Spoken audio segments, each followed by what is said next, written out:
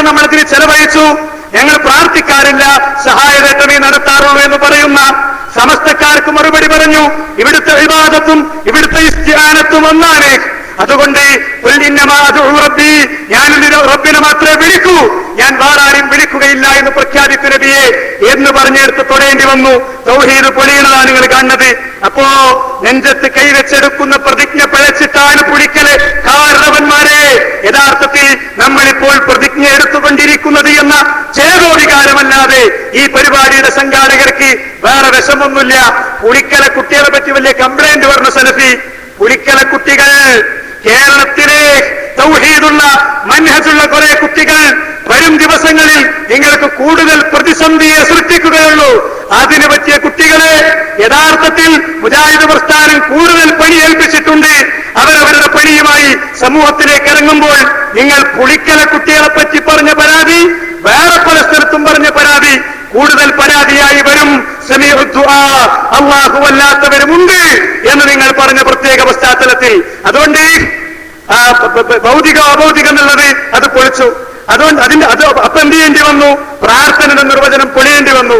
പ്രാർത്ഥനയുടെ നിർവചനം പൊളിഞ്ഞപ്പോ സ്വാഭാവികമായും ഇസ്തിആനത്തുമായി ബന്ധപ്പെട്ട കാര്യത്തിൽ ഇയ്യാക നഅ്ബുദുവിൽ തൊടേണ്ടി വന്നു. ഇയ്യാക നഅ്ബുദുവിൽ തൊട്ടപ്പോ അതിന് തെളിവെടുക്കേണ്ടി വന്നു. വതആവനൂനൽ ബിർരി വത്തഖ്വ എടുത്തു. അപ്പൊ അത് ദുർവ്യാഖ്യാനിച്ചു. ഞാൻ അങ്ങോട്ട് പോണില്ല, ഫൈസൽ മൗലവി അങ്ങോട്ട് വരുന്നുണ്ട്. അപ്പോ ഖുറാഫികളെ മുന്നിൽ എണീറ്റ് നിൽക്കാൻ പറ്റാതെയായി. മൂവാറ്റുപുഴയിലെ വിഷയം പലതവണ നിങ്ങൾ ചോദിച്ചു. ഹനീഫ് കായക്കൊടി എഴുതി വെക്കൂ, മൂവാറ്റുപുഴയിലെ വിഷയം അടുത്ത തവണ വരുമ്പോ പ്രതികരിക്കൂ. നിങ്ങൾ എന്റെ പ്രസംഗം നിങ്ങൾ കേൾക്കുന്നുണ്ടല്ലോ. ഓനൊന്നും എനിക്ക് മറുപടി അറിയാൻ മാത്രം ഉള്ള ആളല്ല. ആയിക്കോട്ടെ, അങ്ങനെ ആയിക്കോട്ടെ.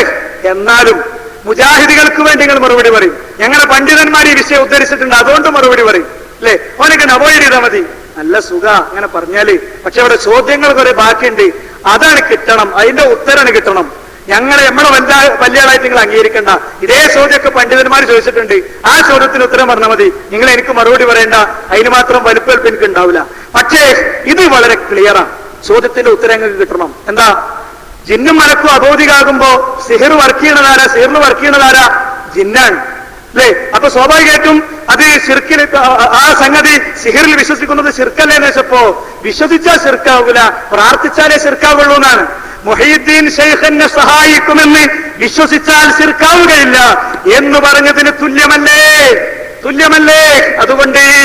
അതുകൊണ്ട് ഉസാമത്ത് ബിൻ സൈദിനെ വിളിച്ച്, 17 വയസ്സായ ഉസാമയെ വിളിച്ച് മുത്ത് റസൂലുള്ളാഹി പറഞ്ഞു, ഉസാമ നീ എന്തിനാണ് യുദ്ധക്കളത്തിൽ വെച്ച് ആ മനുഷ്യന്റെ കഴുത്തറുത്തത്? അയാൾ ലാ ഇലാഹ ഇല്ലല്ലാഹ് ചൊല്ലിയിട്ട് നീ അവന്റെ ആ കഴുത്തറുക്കും മുമ്പ് അദ്ദേഹത്തിന്റെ ഹൃദയം പിളർന്നു നോക്കിയിരുന്നോ എന്ന് ഉസാമ ചോദിച്ച ചോദ്യം, സാർ നിങ്ങളോട് ഞാൻ ചോദിക്കുകയാണ്, ബഹുമാനനായ ഹനീഫ് കാ നിങ്ങളോട് ചോദിക്കുകയാണ്. കേരളത്തിലെ മുജാഹിദുകളുടെ ഹൃദയം ഇങ്ങനെ വലിച്ചു പൊളിച്ചു നോക്കി, അതിലേക്ക് എത്തി നോക്കി ഹുക്മ് പറയുന്ന നിങ്ങൾക്ക് തൗഹീദിൽ പിഴച്ചിരിക്കുന്നു. ഏറ്റവും അവസാനം നിങ്ങളിതാ ഈ പ്രാർത്ഥന കേൾക്കുന്നവൻ റബ്ബ് മാത്രമാണ് എന്ന തത്വത്തിൽ നിന്നും നിങ്ങൾ മാറിപ്പോയിരിക്കുന്നു. വരും ദിവസങ്ങളിൽ ഇതിന് നിങ്ങൾ വ്യാഖ്യാനങ്ങളുമായി വരും. നിങ്ങളുടെ വ്യാഖ്യാനം എന്താണ് എന്ന് ഞങ്ങൾക്കറിയാം. ആ വ്യാഖ്യാനത്തിന്റെ ഉത്തരം കഴിഞ്ഞ പരിപാടിയിൽ നിങ്ങൾ പറഞ്ഞിട്ടുണ്ട്. അതുകൊണ്ട് കഴിഞ്ഞ പരിപാടി ഒന്നും കൂടി കേട്ടതിന്റെ ശേഷം വ്യാഖ്യാനായിട്ട് വന്നാൽ മതി എന്ന് മാത്രമാണ് ആ സംഗതിയെ സംബന്ധിച്ച് എനിക്ക് സൂചിപ്പിക്കാനുള്ളത്. അതുകൊണ്ട് സുഹൃത്തുക്കളെ, യഥാർത്ഥത്തിൽ ശിർക്ക് വരുന്നത് ഉറുമ്പരിക്കുന്നത് പോലെയാണ്. ഉറുമ്പരിക്കുന്നത് പോലെ ശിർക്ക് ഇയ്യാക നഅ്ബുദുവിലടക്കം കയറി കഴിഞ്ഞു. പ്രിയപ്പെട്ടവരെ, ഇസ്തിഗ്ഫാർ നടത്തി റബ്ബിന്റെ അടുത്തേക്ക് പോയിട്ടില്ലെങ്കിൽ അല്ലാഹ് പറഞ്ഞത് വമൻ യുശ്രികു ബില്ലാഹ്, ആരെങ്കിലും അല്ലാഹുവിൽ പങ്കു ചേർത്താൽ ഫഖദ് ഹറമല്ലാഹു അലൈഹിൽ ജന്ന, അവന് സ്വർഗം നിഷിദ്ധമാണ്. വമഅവാഹുൻ നാർ, അവന്റെ സങ്കേതമോ നരകവുമാണ്. അതുകൊണ്ട് മുജാഹിദ് പ്രസ്ഥാനത്തിന്റെ തൗഹീദ് പൊളിഞ്ഞതുകൊണ്ട് നിങ്ങൾക്ക് എഴുതേണ്ടി വന്നു. ഉമർ മൗലവിയെ സംബന്ധിച്ച് എഴുതേണ്ടി വന്നു. എന്താ എഴുതേണ്ടി വന്നത്? ഉമർ മൗലവി അദ്ദേഹം ആളെ നോക്കണ്ട, തെളിവ് നോക്കണമെന്നാണ് പറഞ്ഞത് എന്ന് പറഞ്ഞാൽ ഉമർ മൗലവിക്ക് തെറ്റ് പറ്റിയിട്ടുണ്ട് എന്നർത്ഥം അല്ലേ? ഞങ്ങളത് പറഞ്ഞപ്പോ ഇങ്ങനെ ഇവിടൊക്കെ വന്നിട്ട് പിന്നെ ഒരു മുതലാളിയുണ്ട് മുജാഹിദ് പ്രസ്ഥാനത്തിന്റെ ട്രഷറർ പോസ്റ്റിൽ ഇരിക്കുന്ന മുതലാളി. അയാൾ ട്രഷറർ പോസ്റ്റിൽ ഇരിക്കുന്നു എന്നുള്ളത് കൊണ്ട് മാത്രം അയാളുമായി ബന്ധപ്പെട്ട കാര്യങ്ങൾക്ക് എന്തെങ്കിലും റെസ്പോണ്ട് ചെയ്യണം, അല്ലേ പറയില്ല. ഒരാൾ അവിടെ കൊണ്ട് ഇരുത്തിയില്ലേ, ഇനിയിപ്പോ അയാൾ പറഞ്ഞാൽ സ്വാഭാവികമായും ചില കാര്യങ്ങൾ വിശദീകരിക്കണ്ടേ. ഉമർ മൗലവിനോട് മൂപ്പർക്കുണ്ട് സ്നേഹം തോന്നിയിട്ടേ, എന്നാലേ ഫൈസൽ മൗലവി കേൾപ്പിക്കും ഉമർ മൗലവിക്ക് തൗഹീദിൽ തെറ്റുപറ്റിയിരിക്കുന്നു എന്ന്. നിങ്ങളെ മുൻനിര നായകനായി എഴുതിയത്, മുൻനിര നായകൻ. എന്താ കാരണം? ഉമർ മൗലവിക്ക് തെറ്റുപറ്റിയതല്ല, നിങ്ങൾക്ക് തൗഹീദ് നഷ്ടപ്പെട്ടു. നിങ്ങളെ തൗഹീദിൽ നിന്ന് നിങ്ങൾ സലഫി പ്രസ്ഥാനം പഠിപ്പിച്ച തൗഹീദിൽ നിന്ന് പോയി. അപ്പൊ ഉമർ മൗലവി ഉള്ളത് അവിടെ മുജാഹിദ് പ്രസ്ഥാനം പഠിപ്പിച്ച തൗഹീദിലാ. അപ്പൊ ഇവിടുന്ന് നോക്കിയപ്പോ നിങ്ങൾക്ക് തോന്നി തെറ്റ് പറ്റിയതാണ്. സംഗതി കേസ് വേറെയാണ്, സംഗതി കേസ് വേറെയാണ്. എന്നിട്ട് ഉമർ മൗലവിനോട് എന്താ സ്നേഹം അറിയോ? ഇതേ നൂർസക്ക ഉമർ മൗലവി വിയർപ്പും ഉമർ മൗലവി കണ്ണീരും ഒഴുക്കിണ്ടാക്കിയ സൽസബീൽ മസ്ജിദിൽ അല്ലേ, ഒന്നെടുത്ത് വായിച്ചു നോക്കണം. ഇടക്കൊക്കെ തിരക്കിന്റെ ഇടയ്ക്ക്, കമ്പിക്കച്ചവടത്തിന്റെ തിരക്കിന്റെ ഇടയ്ക്ക് ഉമർ മൗലവിന്റെ ഓർമ്മകളുടെ തീരെടുത്ത് ഒരു വട്ടം വായിച്ചു നോക്കിയാൽ ചിലതൊക്കെ നിർത്താം. CD ടവർക്കുള്ള ചില യാത്രയ്ക്ക് ഒഴിവാക്കാം. മനുഷ്യന്മാരെ പറ്റിയുള്ള ചില ഫോൺ കോളൊക്കെ ഒഴിവാക്കാം. ഉമർ മൗലവിയുടെ വിയർപ്പിന്റെ ഗന്ധവും കണ്ണീരിന്റെ നനവുമുള്ള സൽസബീൽ മസ്ജിദിലേക്ക് മകൻ മുബാറക് മദീനി ഉമർ മൗലവി അദ്ദേഹം ജീവിതകാലത്ത് എഴുതിയ ഖുർആൻ പരിഭാഷയുടെ കെട്ടുമായി ചെന്നപ്പോ ഇങ്ങോട്ട് കയറരുത് എന്ന് ആജ്ഞാസ്വരത്തിൽ പറയാൻ ആൾ ഏർപ്പാടാക്കിയത് ആരായിരുന്നു? അങ്ങനത്തെ ആളുകളാണോ മുജാഹിദ് പ്രസ്ഥാനത്തിന്റെ പ്ലാറ്റ്ഫോം എന്ന് പറഞ്ഞ് മുജാഹിദുകളുടെ ആദർശം നഷ്ടപ്പെട്ട പ്ലാറ്റ്ഫോമിൽ കയറി നിന്നിട്ട് ട്രഷറർ പോസ്റ്റിൽ നിന്നിട്ട് ഉമർ മൗലവിനെ സ്നേഹിക്കുന്നത് അല്ലേ? ഉമർ മൗലവിയുടെ മഹത്താരും പറഞ്ഞിരുന്ന സിയാങ്കണ്ടം പള്ളിയും ഇവിടുത്തെ ചില കാര്യങ്ങളുമൊക്കെ ഉമർ മൗലവിയുടെ വഖഫ, ഞങ്ങൾക്കതൊക്കെ അറിയാം. ഞങ്ങൾ പ്രദേശത്തു കൂടെ പോകുമ്പോഴും നടക്കുമ്പോഴും ഇരിക്കുമ്പോഴും യോഗം കൂടുമ്പോഴൊക്കെ അതൊക്കെ ഓർത്തും പഠിച്ചും മനസ്സിലാക്കിയും തന്നെയാണ് പോയിട്ടുള്ളത്. അങ്ങനത്തെ അതുല്യമായ ഗൈഡൻസ് ഒരു സംഘടന എന്ന് പറയുന്നത് ഒരു സംസ്കാരമാണ് എന്ന് മനസ്സിലാക്കണ ഞങ്ങൾ. അതൊക്കെ പറയലുണ്ട്, പഠിപ്പിക്കലുണ്ട്, മനസ്സിലാക്കലുണ്ട്. അതുകൊണ്ട് ആചാര്യൊന്നും ഇറക്കണ്ട. പിന്നെന്താ പറയുക, ഒപ്പം ചില ആളുകൾ ട്രസ്റ്റിനായി പൈസ കൊടുക്കുള്ളൂ, നെതുവത്തിന് പൈസ തരൂല. കേരള നെതുവത്തുൽ മുജാഹിദീന് പേരുണ്ടായതുകൊണ്ട് കാര്യമല്ല, അതിന്റെ ഉള്ളിൽ തൗഹീദ് വേണം. സമീഉദ്ദുആ, പ്രാർത്ഥന കേൾക്കുന്നവൻ അള്ളാഹു അല്ലാത്തവരുണ്ട് എന്ന് പറയുന്ന കൂട്ടർക്ക് ഇയ്യാക നഅ്ബുദു ഇസ്തിആനത്ത് മനുഷ്യരോട് നടത്താം എന്ന് പറഞ്ഞാൽ മുഹീദ്ദീൻ ശൈഖിനോട് ചോദിച്ച ശിർക്കല്ലെന്നതിന്റെ അർത്ഥം. ഈ മരിച്ചോല് പോട്ടെ, ജീവിച്ചിരിക്കണം എനിക്ക് കുട്ടീനെ കൊണ്ടാന്ന് പറഞ്ഞ ശിർക്കല്ലെന്നതിന്റെ അർത്ഥം. എവിടുക്ക അങ്ങനെ പോണത്? എവിടുക്ക അമൃതാനന്ദമയിന്റെ അടുത്ത് പോയിട്ട് ചോദിച്ച ശിർക്കല്ലെന്നതിന്റെ അർത്ഥം. ആ ആളുകൾക്ക് എങ്ങനെ ട്രസ്റ്റ് കിട്ടുക? എന്നിട്ട് വൈറ്റിലയിൽ പണ്ട് ട്രസ്റ്റ് ആക്കാൻ നോക്കിയപ്പോ ബാബു മൂപ്പം പറഞ്ഞു, ഇപ്പൊ എങ്ങനെ ട്രസ്റ്റ് അല്ലേ? നിങ്ങൾ വ്യക്താക്കണം. നെതുവത്തിന്റെ പേരിലാണ് രജിസ്ട്രേഷൻ, നെതുവത്തിന്റെ പേരിലാണോ രജിസ്ട്രേഷൻ? എന്നിട്ട് PN അബ്ദുൽ ലത്തീഫ് മൗലവി ഇപ്പോ ട്രസ്റ്റിനാ കൊടുക്കുന്നത്. PN എങ്ങനെ കൊടുക്കേണ്ടതെന്ന് ശരിക്കറിയാം. PN നിസ്കരിക്കാനുള്ള പള്ളിന്റെ വഖഫ് കഴിഞ്ഞ് PN അടുത്ത് എത്തിയപ്പോ അല്ലേ, PN അടുത്ത് എത്തിയപ്പോ ബന്ധപ്പെട്ട ആളുകളോട് എടുക്കുക, നിങ്ങൾ നെതുവത്തിന്റെ ഓഫീസിൽ പോയിട്ട് അത് നെതുവത്തിന് ഏൽപ്പിച്ചു കൊടുത്തിട്ട് ആ കടലാസിന് കൊണ്ടുവന്നേരി, ഞാൻ തരാം പള്ളി. അവിടെ ഇയാത്രാസിനോട് വാങ്ങിത്തരാന്ന് പറഞ്ഞ ആളാ. അതുകൊണ്ട് ഹുസൈൻ മടവൂരിന്റെ കിണറ്, ഹുസൈൻ മടവൂരിന്റെ കാറ്, ഹുസൈൻ മടവൂരിന്റെ ബസ് എന്ന് പറഞ്ഞ പോലെ PN കിണറ്, PN കാറൊന്നും ഇവിടെ ഇല്ലല്ലോ. എന്തല്ലാത്തത് സംഘടനാ ചാനൽ തന്നെ കൊണ്ടുവന്ന്, സംഘടനാ ചാനലിൽ ഇത് കൊടുക്കേണ്ട നേരത്ത് കൊടുത്തിട്ടുണ്ട്, ചെയ്യേണ്ട നേരത്ത് ചെയ്തിട്ടുണ്ട്. പിന്നെ PN 2 ക്ലിപ്പ് ആകപ്പോ കഴിഞ്ഞ പരിപാടിയിലുള്ളൊരു പുതുമ എന്താ? PN 2 ക്ലിപ്പ് ഇട്ടു. അതിനൊരു ക്ലിപ്പ് എന്താ? പിഞ്ഞാൻ എഴുതണ്ടാന്ന് PN പറഞ്ഞു. എന്താ പരിപാടി? പിഞ്ഞാൻ എഴുതണ്ടാന്ന് PN പറഞ്ഞേ. പുളിക്കൽ വെച്ച് നടന്ന കാര്യങ്ങളുടെ മൈലേജിൽ ഓടാൻ ശ്രമിക്കുന്ന നിങ്ങളെ കൊണ്ട് പിഞ്ഞാനെഴുത്ത് എഴുതിച്ചാലാണ് PN പൈലില്ല എന്നുള്ളത് നിങ്ങളെടുത്ത് തെളിവുണ്ടോ? PN അബ്ദുൽ ലത്തീഫ് മദനി ഇപ്പോൾ പിഞ്ഞാനം എഴുതണം എന്ന് പറയുന്ന ആളാണെന്നതിന് വല്ല തെളിവുകൾ എടുത്തുണ്ടോ? ഉണ്ടെങ്കിൽ വെല്ലുവിളിക്കുന്നു. അടുത്ത പ്രോഗ്രാമിലിട്ട് കേൾപ്പിക്കുങ്ങൾ, അടുത്ത പ്രോഗ്രാമിലിട്ട് കേൾപ്പിക്കും. നമ്മൾ കുറെ കത്തും കടലാസൊക്കെ കൊടുത്തേച്ചല്ലോ, ക്ലിപ്പാണ് കൊടുത്തേക്കും കുട്ടികളെടുത്തേക്ക്. നിങ്ങൾക്ക് വലിയ ബുദ്ധിമുട്ടുണ്ടാക്കുന്ന കുറച്ച് കുട്ടികളില്ല അവിടെ, ഓലെടുത്ത് കൊടുത്താൽ മതി. ഓലൊക്കെ റെഡിയാക്കി കഴിത്തരും, ഒരു പ്രശ്നമല്ല. ഓലെന്താന്ന് വെച്ചാൽ ജോലിന്റെ ഇടയിൽ ഇതിന് സമയമുണ്ട് അവർക്ക്, ഓലത് ചെയ്തോളും ഇൻഷാ അല്ലാഹ്. അതുകൊണ്ട് ഈ കാര്യം പ്രത്യേകം പറയാം. പിന്നെന്താന്ന് വെച്ചാൽ മുഅ്ജിസത്താണ് എന്ന് PN പറഞ്ഞിരുന്നു. ആ ചർച്ചന്റെ ബാക്കിയും കൂടി നിങ്ങൾക്ക് ഇടാൻ പറ്റുമോ? ആ ചർച്ചന്റെ ബാക്കി എന്താ അറിയോ?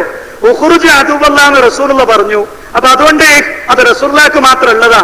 അപ്പൊ അബൂബക്കർ സൽഫി ചോദിച്ചു, ഒരു മിമ്പറിൽ നിന്നിട്ട് റസൂലുള്ള അങ്ങനെ പ്രാർത്ഥിച്ചു മഴയ്ക്കു വേണ്ടി, ഒരാൾ വന്ന് ആവശ്യപ്പെട്ടതിന്റെ അടിസ്ഥാനത്തിൽ. അപ്പൊ മഴ പെയ്തതുകൊണ്ട് തന്നെ എന്ത് ചെയ്തു? ഇനി അങ്ങനെ മഴയ്ക്ക് തേടാൻ അവകാശം റസൂലുള്ളാഹിക്ക് മാത്രമെന്ന് പറയാൻ പറ്റുമോ? അപ്പോഴാണ് നേരത്തെ കണ്ട ജാതി. അപ്പൊ ഇവർക്ക് ഷുഗറൊക്കെ ഉണ്ടാവും. ഇവർ എണീറ്റിട്ട് കണ്ടോ, ഇതന്നെ പ്രശ്നം, ഇതന്നെ ഇജ്തിഹാദ്, എനിക്കിവിടെ ഇരിക്കാൻ പറ്റൂല. ഇടക്കിടക്ക് ആ 10-15 കാര്യങ്ങൾ വായിച്ചാൽ മനസ്സിലാവും എന്തുകൊണ്ടാണ് എനിക്ക് ഇരിക്കാൻ പറ്റാത്തത് എന്ന്. മനസ്സിലായില്ലേ? അപ്പൊ അതുകൊണ്ട് ആജാദിന് ഇറക്കണ്ട. എന്നിട്ടോ ഈ യോഗം നിങ്ങൾ കേൾക്കേണ്ടത് അനീഫ് കായപ്പടി മറ്റൊരു ജിഷാനാണ് എന്ന് പറയുന്നതിൽ ഒരു വിഷമം എനിക്കില്ല. എന്താണോ ഈ പ്രോഗ്രാം ആരാ റെക്കോർഡ് ചെയ്തത്? Hidaya multimedia, Gulf multimedia. ആരാ? അത് കുറ്റ്യാടി മൾട്ടിമീഡിയ. അങ്ങനെയുണ്ട്. മൂപ്പര് എല്ലാ പരിപാടി റെക്കോർഡ് ചെയ്യും. അതിന്റെ തുടക്കം എന്താ അറിയോ? തുടക്കത്തിലൊരു ചർച്ച, ഇത് റെക്കോർഡ് ചെയ്യണമോ വേണ്ടയോ. എല്ലാരും റെക്കോർഡ് ചെയ്യണ്ടല്ലോ, ഇത് നമ്മളൊരു സ്വകാര്യ ചർച്ചയല്ലേ. എന്നിട്ട് ആ സ്വകാര്യ ചർച്ച പോക്കറ്റിലിട്ട് റെക്കോർഡ് ചെയ്ത് അത് മുറിക്കുമ്പോ ആയത്തോർമ്മണ്ടാണം. മരിച്ചു ചെല്ലണം, അത്രപ്പോന്നൊരു ചാനക്ക് കൊണ്ടുപോയി കടത്തും, എന്നിട്ട് മേലെ കല്ലിടും, അതിന്റെ മേലെ മണ്ണിടും. അത് എനിക്കും വരാണ്ട് ഓർമ്മ വേണം. എന്നിട്ട് ഇനിയും കേൾപ്പിക്കുങ്ങള്. എന്താ നിങ്ങൾക്ക് പേടി? 1.5 മണിക്കൂർ PhD വിശദീകരിക്കണത് നല്ല അന്നയാണ്. കേട്ടൊടുക്കും ജനങ്ങൾക്ക് ഇട്ടൊടുക്കുക. ആ ചർച്ചയിൽ ജനങ്ങൾ കേൾക്കേണ്ടതുണ്ടെങ്കിൽ ചർച്ചയാണത്. അതിന്റെ തീരുമാനം എന്താ? തീരുമാനത്തിൽ ഒപ്പിട്ടിട്ടുണ്ട്. ആ തീരുമാനത്തിൽ ഒന്നിൽ പോലും വീഴ്ച വരുത്താതെ യഥാർത്ഥത്തിൽ മുജാഹിദുകൾ ഇപ്പോഴും അതിൽ തന്നെ നിലനിൽക്കുന്നുണ്ട് എന്ന് ഞാൻ ഓർമ്മപ്പെടുത്തുന്നു. ഏറ്റവും അവസാനം ഇവിടെ റുഖിയ ശർഇയ്യയുമായി ബന്ധപ്പെട്ട് ഇപ്പൊ നിങ്ങൾ പറഞ്ഞ എന്താ ലാസ്റ്റ്? അത് നബിനെ ആദ്യം സാധാരണക്കാരനാക്കി, പിന്നെ വെറും സാധാരണക്കാരനാക്കി, പിന്നെ അങ്ങനെയാണ് ഖുറാഫികളാക്കണ പോലെയാണ് ഇവർ റുഖിയനെ പറ്റി നമ്മളെ പറ്റി പറയണത്. നിങ്ങളെ നിലപാട് എന്താണെന്ന് പറയും. ഞാൻ ചോദിച്ചിരുന്നു സലാം മോഹം പോയതിനെ പറ്റി നിങ്ങളെ അഭിപ്രായം എന്താണ്? അബ്ദുറഹ്മാൻ സൽഫി മുസല്ല വിരിച്ച് കമയിന്ന് കടന്നെടുത്ത് ആ ഷെയ്ഖ് തുപ്പിക്കൊടുത്ത് റുഖിയ ശർഇയ്യ നടത്തിയതിനെ പറ്റി നിങ്ങളുടെ അഭിപ്രായം എന്താ? എന്താ നിങ്ങൾ പറയാത്ത? പാലത്ത് അബ്ദുറഹ്മാൻ മദനി പോയതിനെ പറ്റിയുള്ള അഭിപ്രായം എന്താ? ഇസ്ഹാഖ് അലി കല്ലിക്കണ്ടി റുഖിയ നടത്തിയതിനെ പറ്റിയുള്ള അഭിപ്രായം എന്താ? എന്താ നിങ്ങൾ മിണ്ടാത്തേ? എന്താ അത് കേവലം പ്രാർത്ഥനയാണെങ്കിൽ എന്തിനാ കടന്നെടുത്ത്? എന്തിനാ തുപ്പിയത്? എന്തിനാ പറയണം ജനങ്ങളോട്? ഇതൊന്നും പറയാതെ കുറച്ച് ക്ലിപ്പിട്ട് മായാജാലം കാണിച്ച് നേരത്തെ ചോദ്യോത്തരം തുടങ്ങിയപ്പോ ഞാൻ വിചാരിച്ചെന്ന ചോദ്യോത്തരൊക്കെ കാര്യമായിട്ടുണ്ടാവുന്ന. അപ്പോ ഒന്നാമത്തെ ചോദ്യം ചോദിച്ചു, അതിന് 1.5 മണിക്കൂർ മറുപടി. രണ്ടാമത്തെ ആകെ എത്ര ചോദ്യം ചോദിച്ചാൽ നിങ്ങൾ പരിശോധിക്കും. എന്താ നിങ്ങൾക്ക് മൈക്ക് കൊടുക്കാൻ പേടി? നിങ്ങൾ എന്നിട്ടൊരു ക്ലിപ്പുണ്ടല്ലോ, അള്ളാഹു അല്ലാത്തൊരു പ്രാർത്ഥന കേൾക്കുന്നു തെളിയിക്കാൻ വേണ്ടി. അതിൽ കരീം മൗലവിന്റെ അടുത്ത് എത്ര സമയം മൈക്കാം? എത്ര സമയം പറ്റുമോ? പറ്റും നിങ്ങൾക്ക് അങ്ങനെ ഒരു മുഖാമുഖം നടത്താന്. മൈക്ക് ആളുകൾക്ക് ഫ്രീ ആയിട്ട് കൊടുക്കും. മൈക്ക് ഫ്രീ ആയിട്ട് കൊടുക്കും. എന്നാ ഒരു സംവാദം അബ്ദുറഹ്മാൻ സൽഫിനെ മുന്നിൽ നിർത്തി കൊടുക്കും. മുപ്പര് മുഖാമുഖം മുപ്പരിങ്ങനെ പലപ്പോഴും പറയലുണ്ട്, അണ്ടോണനോട് ഞാൻ നടത്തി, മറ്റോടത്ത് നടത്തി. നിങ്ങൾ അങ്ങനെ നടത്തി എന്നുള്ളതിൽ സർ ഞങ്ങൾക്ക് തർക്കമൊന്നുമില്ല. നിങ്ങൾ മുജാഹിദായിരുന്ന കാലത്ത് നിങ്ങൾക്ക് അങ്ങനെ നടക്കാൻ പറ്റിയിരുന്നു. അന്ന് നിങ്ങളടുത്ത് തൗഹീദ് ഉണ്ടായിരുന്നു. ഇപ്പൊ നിങ്ങള് 2013 2012 പുതിയ തൗഹീദ് കൊണ്ടുവന്ന തന്നെ പ്രശ്നം. പിന്നെ സാലിസിനെ കണ്ണുരുട്ടി കാണിച്ച് പേടിപ്പിച്ചുകൊണ്ടേ ഇരുത്തിയതാണ്. തടിവണ്ണൊക്കെ കണ്ടപ്പോ നമ്മൾ കുറച്ച് അന്തണ്ടെന്ന് വിചാരിച്ചു ആവില്ലേ? എന്താ സംഭവം എന്നറിയങ്ങള്? ഇവിടെ ഹൈദരാലി സാഹിബ് ഉണ്ട്, നിച്ച് ഓഫ് ട്രൂത്ത് നടത്താൻ തീരുമാനിച്ച സംവാദ. ജബറൂത്തും വേറെ ദഫാസുള്ള മറ്റു പറഞ്ഞൊരു കുട്ടിയും ഓരോ വിളിച്ച് ഇത് അറേഞ്ച് ചെയ്യണത്. അവസാനം നിച്ച് ഓഫ് ട്രൂത്തിൽ ഇത് നടത്തണ്ട, അത് പ്രശ്നമാവും എന്ന് പറഞ്ഞപ്പോ പലയിടത്തേക്കും വിളിച്ച് വിളി അങ്ങോട്ടും ചെന്നു, പന്നിപ്പാറക്കും ചെന്നു. പന്നിപ്പാറയിലെ ആ വീട് എനിക്ക് ചെറിയ പ്രായം മുതൽ അറിയണ വീടാണ്. അബ്ദുറഹ്മാൻ സൽഫിക്ക് എന്നെക്കാളും അറിയണ വീടാണ്. അതുകൊണ്ട് ഇനി ഞാൻ പറഞ്ഞ ഇപ്പൊ പറയണൊക്കെ ശരിക്കും മനസ്സിലുണ്ടോ?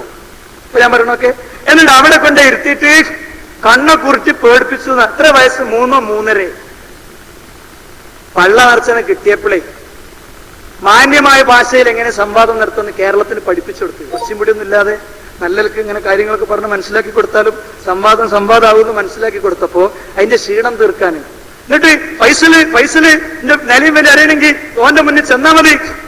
ആ ചെന്നതൊന്ന് കണ്ടാ മതി. ശരി, സെലഫിക്ക് ഈ വിഷയത്തിൽ പന്നിപ്പാറ സംവാദത്തിൽ സാലിസ് ഭയങ്കര പ്രകടനം കാഴ്ചവെച്ചെന്ന് അഭിപ്രായം ഉണ്ടെങ്കിൽ ഒരു 100 കോപ്പികൾ എടുത്ത് വിതരണം ചെയ്യും. ഞങ്ങൾ കഴിഞ്ഞ പരിപാടി പറഞ്ഞിരുന്നു, മംഗലാപുരം സംവാദം ഒരു 25 കോപ്പി കൊടുക്കാൻ പറ്റുമോ? പ്രതികരണമൊന്നും കിട്ടിയിട്ടില്ല അല്ലേ? ഈ പുളിക്കൽ കുട്ടികളത് ചോദ്യം എഴുതി ഒട്ടിക്കണോ? എന്നാ ഒട്ടിച്ചാല് നാളെ ഈ 2 ചോദ്യം എഴുതി ഒട്ടിച്ചാലേ അത്രേ ഉള്ളൂ. ചോദ്യം എഴുതി ഒട്ടിച്ചാലേ പ്രതികരിക്കുള്ളൂ.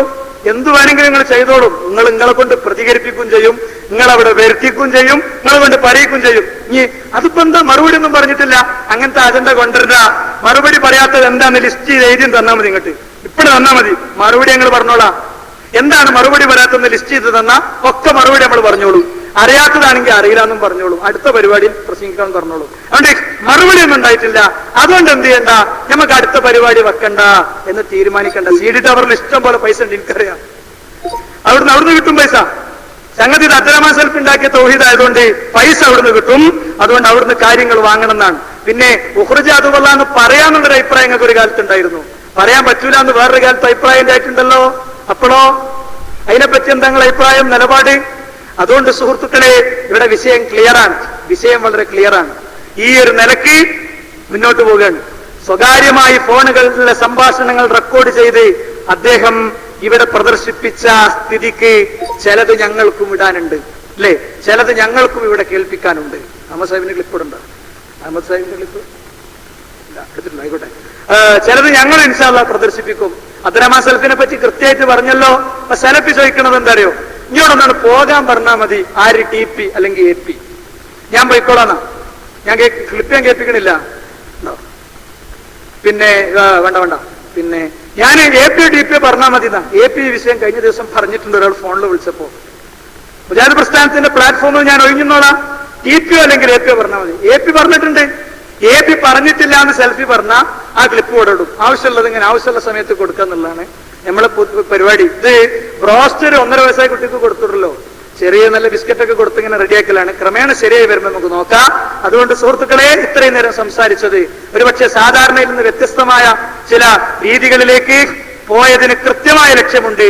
ചില ആളുകൾ അവരുടെ വലിപ്പവും നീളവും ശൈലിയൊക്കെ കണ്ട് ആരെങ്കിലും ഈ വിഷയത്തിൽ തെറ്റിദ്ധരിച്ചു നിൽക്കുന്നുവെങ്കിൽ പ്രാർത്ഥന കേൾക്കുന്നവൻ അല്ലാഹുവല്ല എന്ന് പറഞ്ഞതോടുകൂടെ ഈ നാലെന്തൊക്കെ പറയാൻ പോണത് കേൾക്കും, അല്ലെ? ഉത്തരം ചെയ്യുന്നും കൂടി പറഞ്ഞാലോ അറിയില്ല. അടുത്ത തലമുറകൾ മാറി വരുമ്പോൾ എങ്ങനെ സംഭവിച്ചാലോ? അതുകൊണ്ട് കരുതിയിരിക്കുക. അള്ളാഹു അനുഗ്രഹിക്കുമാറാകട്ടെ, അവന്റെ പരിശുദ്ധ സ്വർഗം പ്രദാനം ചെയ്യട്ടെ. ഒരു വരി ഞാൻ വിട്ടും തോന്നണേ. എന്താ ISM-ന്റെ പേരിൽ നടത്തിയ ഇതിനെപ്പറ്റി, PHLS-നെ പറ്റി 10,000 പങ്കെടുത്തതെന്ന. എറണാകുളത്ത് എന്താ 10,000-ന് വേറെ ഒരു സ്പെഷ്യൽ നമ്പർ ഉണ്ടോ? ലോകത്ത് വ്യത്യസ്തമായ നമ്പർ സിസ്റ്റം ഒക്കെ ഉണ്ട്. ഇതെന്താ, അവിടെ എന്തെങ്കിലും സ്പെഷ്യൽ നമ്പർ ഉണ്ടോ? 10,000 പങ്കെടുത്തു. അതുകൊണ്ട് ആൾക്കാരൊക്കെ നമ്മളെപ്പാണ്. ഇവിടെ വളരെ കുറച്ചാളെ പങ്കെടുത്തിട്ടുള്ളൂ. പ്രോഫ്കോൺ എന്നൊക്കെ പറഞ്ഞ ചരിത്ര പ്രോഫ്കോൺ ആയിരുന്നു. വളരെ ശരിയാ. നൂർഷാക്ക് ആകെ പറഞ്ഞ സത്യത, MSM-ന്റെ ചരിത്രത്തിൽ ഇങ്ങനത്തെ ഒരു പ്രോഫ്കോൺ ഉണ്ടായിട്ടില്ല. ഇങ്ങനെ ആളില്ലാതെ അറബി കോളേജിലെ നോക്കനിട്ട കുട്ടികളെയും അതേപോലെ തന്നെ അവിടുത്തെ പ്രിലിമിനറി പഠിക്കുന്ന കുട്ടികളെ ഇരുത്തിയിട്ട് ഒരു പ്രോഫ്കോൺ നടത്തേണ്ടി വന്നിട്ടില്ല. അതൊരു ചരിത്രം തന്നെയാണ്. അതിന്റെ റെക്കോർഡ് ഇങ്ങക്ക് തന്നെയാണ്, അതിൽ തർക്കമൊന്നുമില്ല. 5 മണിക്ക് തുടങ്ങേണ്ട പ്രോഫ്കോണ് 7 മണിയായിട്ടും തുടങ്ങാത്തത് കണ്ടപ്പോ ഒരു കുട്ടി വിളിച്ച്, പ്രോഫ്കോൺ തുടങ്ങിയിട്ടില്ലല്ലോ. ഉണ്ടല്ലോ മോനെ, പ്രോഫ്കോൺ സമയത്തിന് തുടങ്ങിയല്ലോ. അപ്പൊ ഇവിടെയല്ലേ പ്രോഫ്കോണ്, അല്ലെ? ഈ നിലയ്ക്ക് അവിടെ നിന്ന് ഇങ്ങോട്ട് പോകുന്നവരുണ്ട്. ഞാൻ പറയുന്നില്ല, കറുത്ത കാറിലെ വന്ന കൂട്ടത്തിൽ നൂർഷാക്ക് ഉണ്ടായിരുന്നല്ലോ. 1.5 ആഴ്ചത്തെ അധ്വാനം എന്തായി നൂർഷക്ക? മുജാഹിദ് ആൺകുട്ടികളെ മലപ്പുറത്ത് MSP ഗ്രൗണ്ടിൽ നടത്തിയ പ്രോഫ്കോൺ, 1000 പങ്കെടുപ്പിച്ച് പ്രൗഢമായി നടത്തിയ പ്രോഫ്കോൺ, അത് പൊളിക്കാൻ വേണ്ടി നിങ്ങളുടെ എല്ലാ സോഴ്സ് ഉപയോഗിച്ച് അമദാനുമത്തിന് അള്ളാഹു പുറത്തു കൊടുക്കട്ടെ, അദ്ദേഹം അടങ്ങുന്ന ആളുകൾ എത്തിയല്ലോ. എന്നിട്ട് എന്തുണ്ടായി? What happens? എന്ത് സംഭവിച്ചു സാർ? നടന്നല്ലേ? നിങ്ങൾ പറയണം.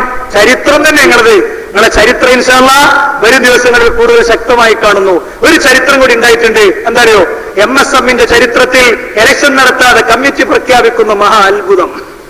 താഴെ തട്ട് മുതൽ മേലെ തട്ട് വരെ ഇലക്ഷൻ നടത്തി, മഴക്കാലത്ത് ഇലക്ഷൻ നടത്തി, ഉന്നതമായൊരു സമിതിയെ ചില ആളുകൾക്കൊക്കെ അധികാരത്തിൽ തൂക്കിപ്പിടിച്ചിരിക്കാനാണ് പേഴ്സണൽ മെസ്സേജ് വന്നത്. കണ്ടല്ലോ, ഏറ്റവും കരുത്തുറ്റ 3ഉം 4ഉം ടേമ് ശാഖയിലും മേഖലയിലും ജില്ലയിലും വർക്കിയ ഒരു പുതിയ ടീമിനെ മുജാഹിദ് പ്രസ്ഥാനത്തിലെ മുതിർന്ന പ്രവർത്തകർ വിദ്യാർത്ഥി നേതൃത്വമായി ഏൽപ്പിച്ച സന്ദർഭത്തിലാണുള്ളത്. ഇവിടെ അവസാനിക്കുന്നു എന്റെ സംഭാഷണം. ഈ ഓഡിറ്റോറിയം നിറഞ്ഞിരിക്കുന്നു, ഇതിന്റെ പുറത്തും ഇത് കവിഞ്ഞൊഴുകിയിരിക്കുന്നു. പ്രിയപ്പെട്ടവരെ, ഈ മെസ്സേജ് നിങ്ങൾ ഏറ്റെടുക്കുക. എന്താ? ഇയ്യാക നഅ്ബുദുവിനടക്കം പിഴവ് പറ്റി ഇസ്തിആനത്ത്, ഇയ്യാക നഅ്ബുദുവിനെ ഇസ്തിആനത്ത് അല്ലാഹുവല്ലാത്തവരോട് നടത്താൻ പറഞ്ഞതിന്റെ ശേഷം ഈ സമയ ദുആ, പ്രാർത്ഥന കേൾക്കുന്നവൻ അല്ലാഹുവെന്നും പറഞ്ഞു. എന്താ അടുത്ത് സംഭവിക്കുക? പറയൂ ജനങ്ങളെ. തൗഹീദ് ആയത്തും ഹദീസും കേട്ട് പഠിക്കാത്ത പാവങ്ങൾ മുഹീദ്ദീൻ ശൈഖെ രക്ഷിക്കണേ എന്ന് വിളിച്ചാൽ ഉത്തരവാദി ആരായിരിക്കും? ലാബ് ടെക്നീഷ്യന്റെ പണിയെടുത്ത താങ്കളായിരിക്കും സർ. അതുകൊണ്ട് താങ്കളെ തന്നെയാണ് സംവാദത്തിന് കിട്ടേണ്ടത്, താങ്കളെ തന്നെയാണ്. എനിക്കതിന് കഴിയില്ല, ഞാനതിന് പോന്നവരല്ല എന്ന് പറയുന്നവരെ ഞങ്ങൾ ചോദിച്ചുകൊണ്ടിരിക്കും. നിങ്ങളോടുള്ള സംവാദം കഴിഞ്ഞാൽ തൊട്ടടുത്ത ദിവസങ്ങളിൽ ബാക്കിയുള്ളവരോടുള്ള സംവാദം ഉണ്ടായിരിക്കുമെന്ന് ഉറക്കെ പ്രഖ്യാപിച്ച് അവസാനിപ്പിക്കുന്നു. വാഖിറു ദഅവാന അനിൽ ഹംദുലില്ലാഹി റബ്ബിൽ ആലമീൻ. അസ്സലാമു അലൈക്കും വറഹ്മത്തുള്ളാഹി.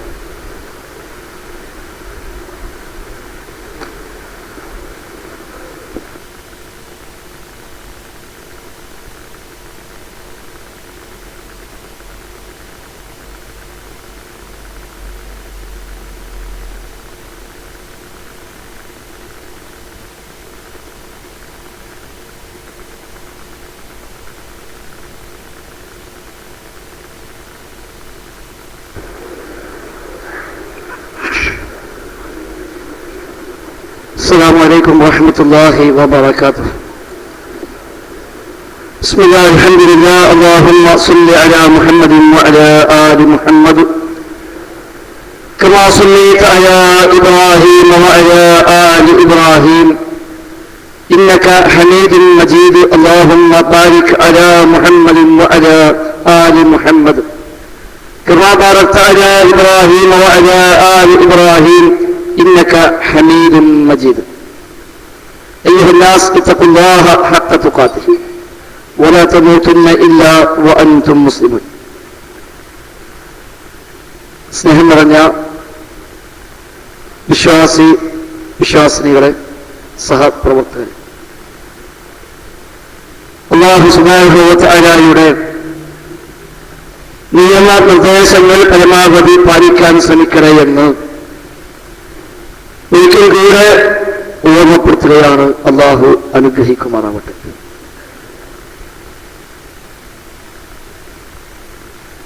ബഹുമാനായ താജുദ്ദീൻ സലാഹി സൂചിപ്പിച്ചതുപോലെ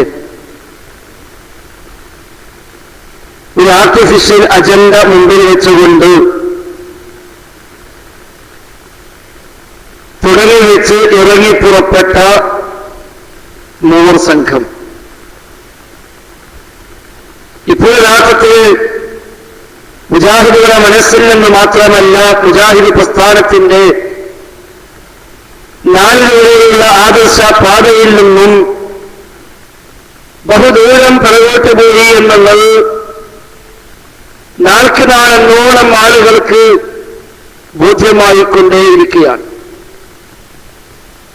ആദ്യം എന്റെ ഒരു ജിന്നും യാഇബാദയും ഒക്കെ കേട്ടപ്പോൾ നമുക്കെന്താ യാ അല്ലാ പോലെ എന്തിനാ യാഇബാദല്ല എന്ന് തലമുതിർന്ന ചില ആളുകളെ കൊണ്ട് ചോദിപ്പിച്ചപ്പോൾ സാധുക്കളായ നിസ്വാർത്ഥരായ ചില മുജാഹിദുകൾ തെറ്റിദ്ധരിച്ചു. കുടുങ്ങിയ സമയത്ത് യാ ഇബാദല്ല എന്ന് വിളിക്കാമെന്നാണ് ഇപ്പൊ ചില മൗലവിമാര് കൊണ്ടുവന്ന ആദർശമെന്ന് ചിലരെങ്കിലും തെറ്റിദ്ധരിച്ചു. പക്ഷെ ആളുകൾ നാൾക്കുന്ന കാര്യങ്ങൾ മനസ്സിലാക്കി നമ്മുടെ പ്രഭാഷണങ്ങളും മറുപടികളും മുഖാമുഖങ്ങളും വാദപ്രതിവാദങ്ങളും എല്ലാമായി കാര്യങ്ങൾ ഗ്രഹിച്ച് അസുഖം മറ്റേ കാലിലാണ് എന്ന് ജനങ്ങൾ തിരിച്ചറിഞ്ഞുകൊണ്ടിരിക്കുന്നു. അതിന്റെ ഫലമാണ് ഈ കാണുന്ന ജനാവലി. അൽഹംദുലില്ലാഹ്, നാം റബ്ബിനെ സ്തുതിക്കുന്നു. ഇടയ്ക്ക് ഒരു 2-3 ബക്കറ്റ് ഇങ്ങനെ വരും. ഞാൻ പറയേണ്ട ആവശ്യമില്ലല്ലോ. സാധാരണ മഴ വരുമ്പോ എല്ലാ വിചാരികളും ഇപ്പൊ കുറച്ച് പൈസ അധികം കഴിഞ്ഞിട്ടാ പോരാ. നമ്മൾ പോയി കൊടുത്തെങ്കിലേ നടക്കുള്ളൂ എന്ന് എല്ലാവർക്കും അറിയാം. അപ്പൊ അതുകൊണ്ട് കഴിഞ്ഞ പ്രാവശ്യം നമ്മൾ പ്രോഗ്രാം ഓരോരുത്തർ പുറത്തായിരുന്നു. അവിടെ ഹാളിന് വാടക വേണ്ട, ഇപ്പൊ അകത്താണ്. അപ്പൊ ആ വാടകയും കൂടി നമ്മൾ ഇന്നുകൊണ്ട് കൊടുക്കണം. അന്നും പറഞ്ഞ പോലെ പൈസ ബാക്കിയാവണ്ട, അതിനകത്തും കൊടുക്കണ്ട. എല്ലാവരും 5000-10,000 കൊടുത്ത പൈസ ബാക്കിയാവും. അപ്പൊ അത്രയൊന്നും കൊടുക്കണ്ട, അതിന് താഴെ കണ്ട് എല്ലാവരും കൊടുക്കുക. ഇത് കഴിയുമ്പോൾ ഈ പ്രോഗ്രാമിൽ ചെലവ് അതിലൂടെ അവസാനിക്കണം.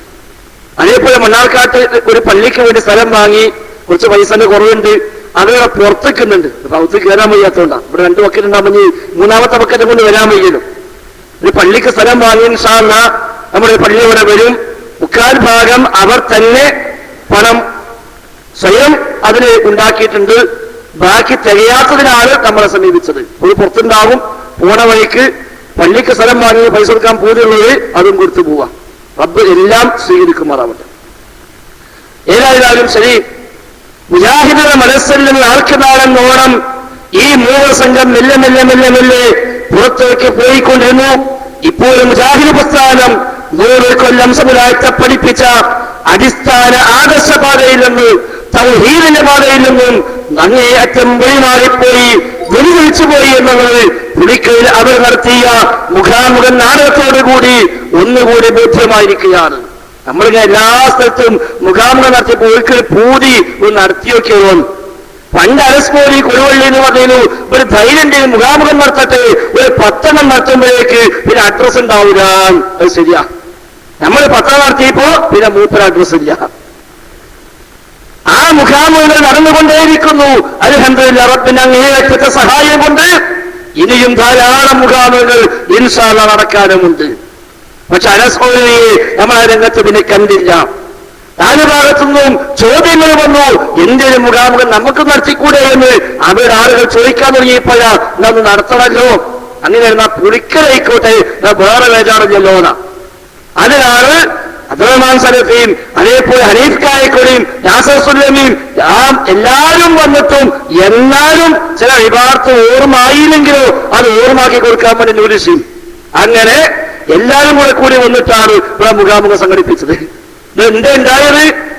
ഒരു ചോദ്യം, ഒരു ഉപചോദ്യം, അതിനപ്പുറം ഒരു ചോദ്യം, ഉപചോദ്യം.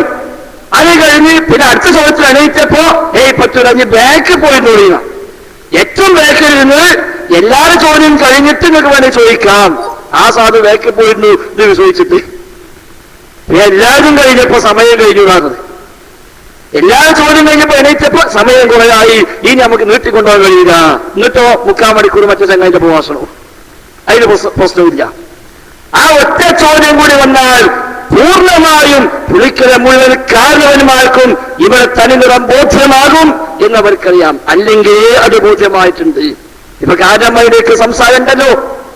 കാരണന്മാരെ കൂടി നിൽക്കുമ്പോ ചർച്ച ചെയ്യണ്ട, സംസാരമെന്ത, എല്ലാവർക്കും കാര്യങ്ങൾ മനസ്സിലായിട്ടുണ്ട്. ഇൻഷാ അല്ലാഹ് ഈ ഖണ്ഡനം ഒരു 4-5 റൗണ്ട് അങ്ങോട്ട് പോട്ടെ. നമ്മൾ ഒരുങ്ങി എനിക്ക് വേചാറില്ല. ഒരു ബക്കറ്റുള്ള കാലത്തോളം നമുക്ക് പ്രശ്നമില്ല. ആ ബക്കറ്റും കൊണ്ട് അങ്ങനെ പോയാൽ മതി, കാര്യങ്ങൾ നടന്നോളൂ. അതുകൊണ്ട് 4-5 റൗണ്ട് ഇൻഷാ അല്ലാഹ് ഇത് മുന്നോട്ട് പോവുക, നിർത്തിപ്പോകരുത് എന്നാ പറയാനുള്ളത്. വിഷയങ്ങൾ ചർച്ച ചെയ്യപ്പെടട്ടെ, ആളുകൾ പഠിക്കട്ടെ. എന്തേ മാറിയത്, ആരാ മാറ്റിയത്, എവിടെയാ മാറ്റമുണ്ടായത്, ആരാ ശരിയായ മുജാഹിദ് പ്രസ്ഥാനത്തിന്റെ പാരമ്പര്യത്തിലും പ്രവാചകന്മാരുടെ പാരമ്പര്യത്തിലും ഇപ്പോഴും ഉള്ളത്, ആരാ പുതിയ പുതിയ വാദങ്ങളുമായി രംഗത്ത് വരെയെന്ന് ജനങ്ങൾ മനസ്സിലാക്കട്ടെ. പറഞ്ഞു ഇവിടെ എത്തി. അല്ലാഹുവല്ലാത്തവർ പ്രാർത്ഥന കേൾക്കുമെന്ന ഈ പുളിക്കലിൽ വെളിപ്പെടുത്തൽ ഇൻഷാ അല്ലാഹ് ക്ലിപ്പ് ഞാൻ കാണിക്കുന്നുണ്ട്. ആരൊക്കെ ജിന്നും മലക്കും ശൈത്വാനും ദുആ കേൾക്കുമെന്ന് മാത്രമല്ല ഉത്തരം ചെയ്യുകയും ചെയ്യുമെന്ന് മടവൂരിച്ചാലിനായി ഈ പ്രസ്ഥാനത്തെ പൊളിക്കാമെന്ന് കോഴിച്ചിലിന് മുങ്ങിയ നാസർ സുല്ലമി ഇവിടെ വന്ന് പൊങ്ങിയിട്ട് ഇപ്പൊ വെളിപ്പെടുത്തുക.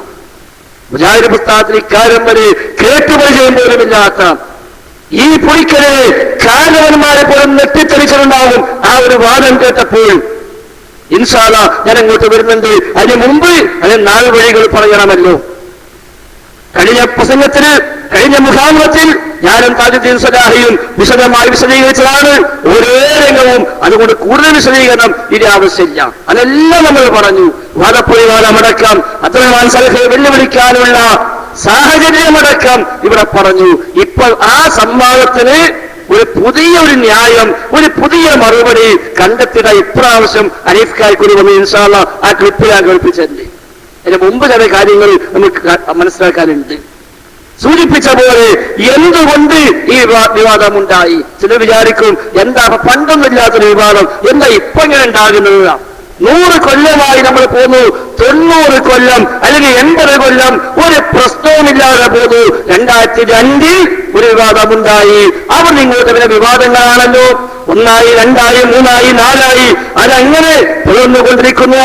ഇനിയും പുലരാൻ പോകുന്നു.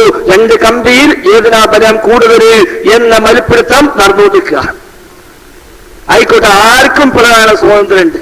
പുലരാൻ പാടില്ല എന്ന് പറയാൻ നമുക്ക് അധികാരമില്ലല്ലോ. ആർക്കും പുലരാം, ആർക്കും പോകാം, പ്രശ്നമില്ല. പക്ഷെ എന്തുകൊണ്ട് ഈ വിവാദമുണ്ടായി? 920 രൂപീകരിച്ച സംഘടനാ സംവിധാനം 2002 വരെ ഇല്ലാത്ത വിവാദം എന്തുകൊണ്ട് അവിടെ മുതൽ ഇങ്ങോട്ടുണ്ടായി? അത് പിന്നെ വീണ്ടും മൂർച്ഛിച്ചത് എന്തുകൊണ്ട്? എന്താ മർമ്മം? അതാണ് നേരത്തെ സ്വലാഹിബ് സൂചിപ്പിച്ചത്. പ്രശ്നം മറ്റൊന്നുമല്ല, 80 കൊല്ലം സ്വീകരിച്ചു പോന്ന നയമെന്തായിരുന്നു? ആ നയത്തിന്റെ കടക്കല കത്തിവെച്ചത്. ഒന്നാമത്തെ പ്രസിഡന്റ് KM മൗലവി അടക്കമുള്ള നമ്മുടെ മുൻകാല പണ്ഡിതന്മാർ കെ ഉമർ മൗലവിയും അതേപോലെ MCC മൗലവിമാരും രണ്ടത്താനും സയ്യിദ് മൗലവിയും തുടങ്ങി KP മുഹമ്മദ് മൗലവിയും അവസാനം കെ കുഞ്ഞീരു മദനി അടക്കമുള്ള അടുത്ത കാലങ്ങളിൽ വഫാത്തായി പോയ നമ്മുടെ പണ്ഡിതന്മാർ അല്ലാഹു തആല എല്ലാവർക്കും മഗ്ഫിറത്തും മർഹമത്തും നൽകി അനുഗ്രഹിക്കുമാറാവട്ടെ. അവരൊക്കെ എഴുതി പ്രചരിപ്പിച്ച, അവരൊക്കെ പ്രസംഗിച്ച, അവരൊക്കെ പഠിപ്പിച്ച, അവരൊക്കെ ഈ നാട്ടിലെ ഖുറാഫികളുമായി ഏറ്റുമുട്ടിയ രംഗത്ത് അവർ പ്രചരിപ്പിച്ച വാദം എന്താണോ, അവർ പഠിപ്പിച്ച ആദർശം എന്താണോ, ആ ആദർശ പാതയിൽ നിന്ന് പിറകോട്ട് ചിലർ പോയി. അവിടെ തന്നെയാണ് വിവാദമുണ്ടായത്. അവിടെയാണ് വിവാദമുണ്ടായത്. അല്ലാതെ പുതിയ വാദം മുജാഹിദുകൾ ആരും ഏറ്റെടുത്തിട്ടില്ല. കെ എം മൗലവി ഈ വിഷയമായി രേഖപ്പെടുത്തിയത് അവിടെ മുതൽ ഇങ്ങോട്ടുള്ള ഓരോന്നും പരിശോധിച്ചാൽ വളരെ കൃത്യമായി ബോധ്യമാകും ആർക്കാ തെറ്റിയത്, ആർക്കാ ബദ്ധം പറ്റിയത് എല്ലാം മനസ്സിലാകും. ഒരു പ്രയാസമില്ല. ഇത് കെ എം മൗലവിയുടെ പുസ്തകം അദ്ദുആഉ വൽ ഇബാദ.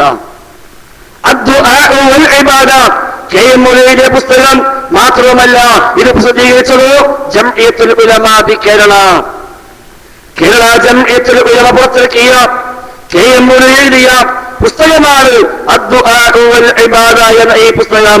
അന്ന് കെ ജെയുടെ ആസ്ഥാനം തിരുവങ്ങാടിയിലാണ്. അവിടുന്ന് ഇത് പുറത്തിറക്കുന്നത്. ഇന്ന് അതിന്റെ ആസ്ഥാനമോ ഈ പുളിക്കലിലാണല്ലോ. ഈ പുളിക്കലിൽ ഇന്ന് ആസ്ഥാനം ഉള്ള കേരള ജംഇയ്യത്തുൽ ഉലമ ആ കെ ജെയുവിന്റെ പ്രസിദ്ധീകരണമായി അല്ല ഒന്നാമത്തെ പ്രസിദ്ധീകരണമായി പുറത്തിറങ്ങിയ അദ്ദുആഉ വൽ ഇബാദ. ഇതില് കെ എം മൗലവി പറഞ്ഞിട്ടുണ്ട് ജിന്നുമായി ബന്ധപ്പെട്ട വിഷയം, മലക്കുമായി ബന്ധപ്പെട്ട വിഷയം, കാര്യകാല ബന്ധങ്ങൾക്ക് അധീനമായത് അദ്ദേഹം അന്ന് എഴുതി വെച്ചിട്ടുണ്ട്. എന്താ എഴുതിയത്? അദ്ദേഹത്തെ ചോദ്യമാണ് ദുആ എന്നാൽ എന്ത്, എപ്പോഴാണ് ഒരു വിളി ദുആ ആവുക, എപ്പോഴാണ് അത് ആരാധനയായി മാറുക എന്ന് കെ എം മൗലവിയുടെ ചോദ്യമാണ്. ആ ചോദ്യത്തിന് അദ്ദേഹം നൽകിയ മറുപടിയാണ് ഈ പുസ്തകം.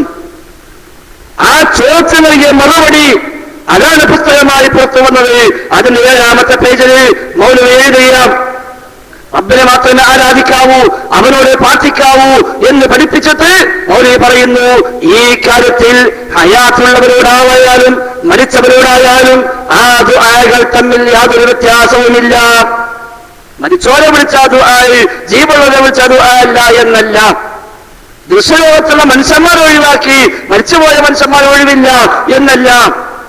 ഹയാത്തുള്ളവരായാലും അതേപോലെ മരിച്ചവരായാലും ആ ദുആകൾ തമ്മിൽ യാതൊരു വ്യത്യാസവുമില്ല.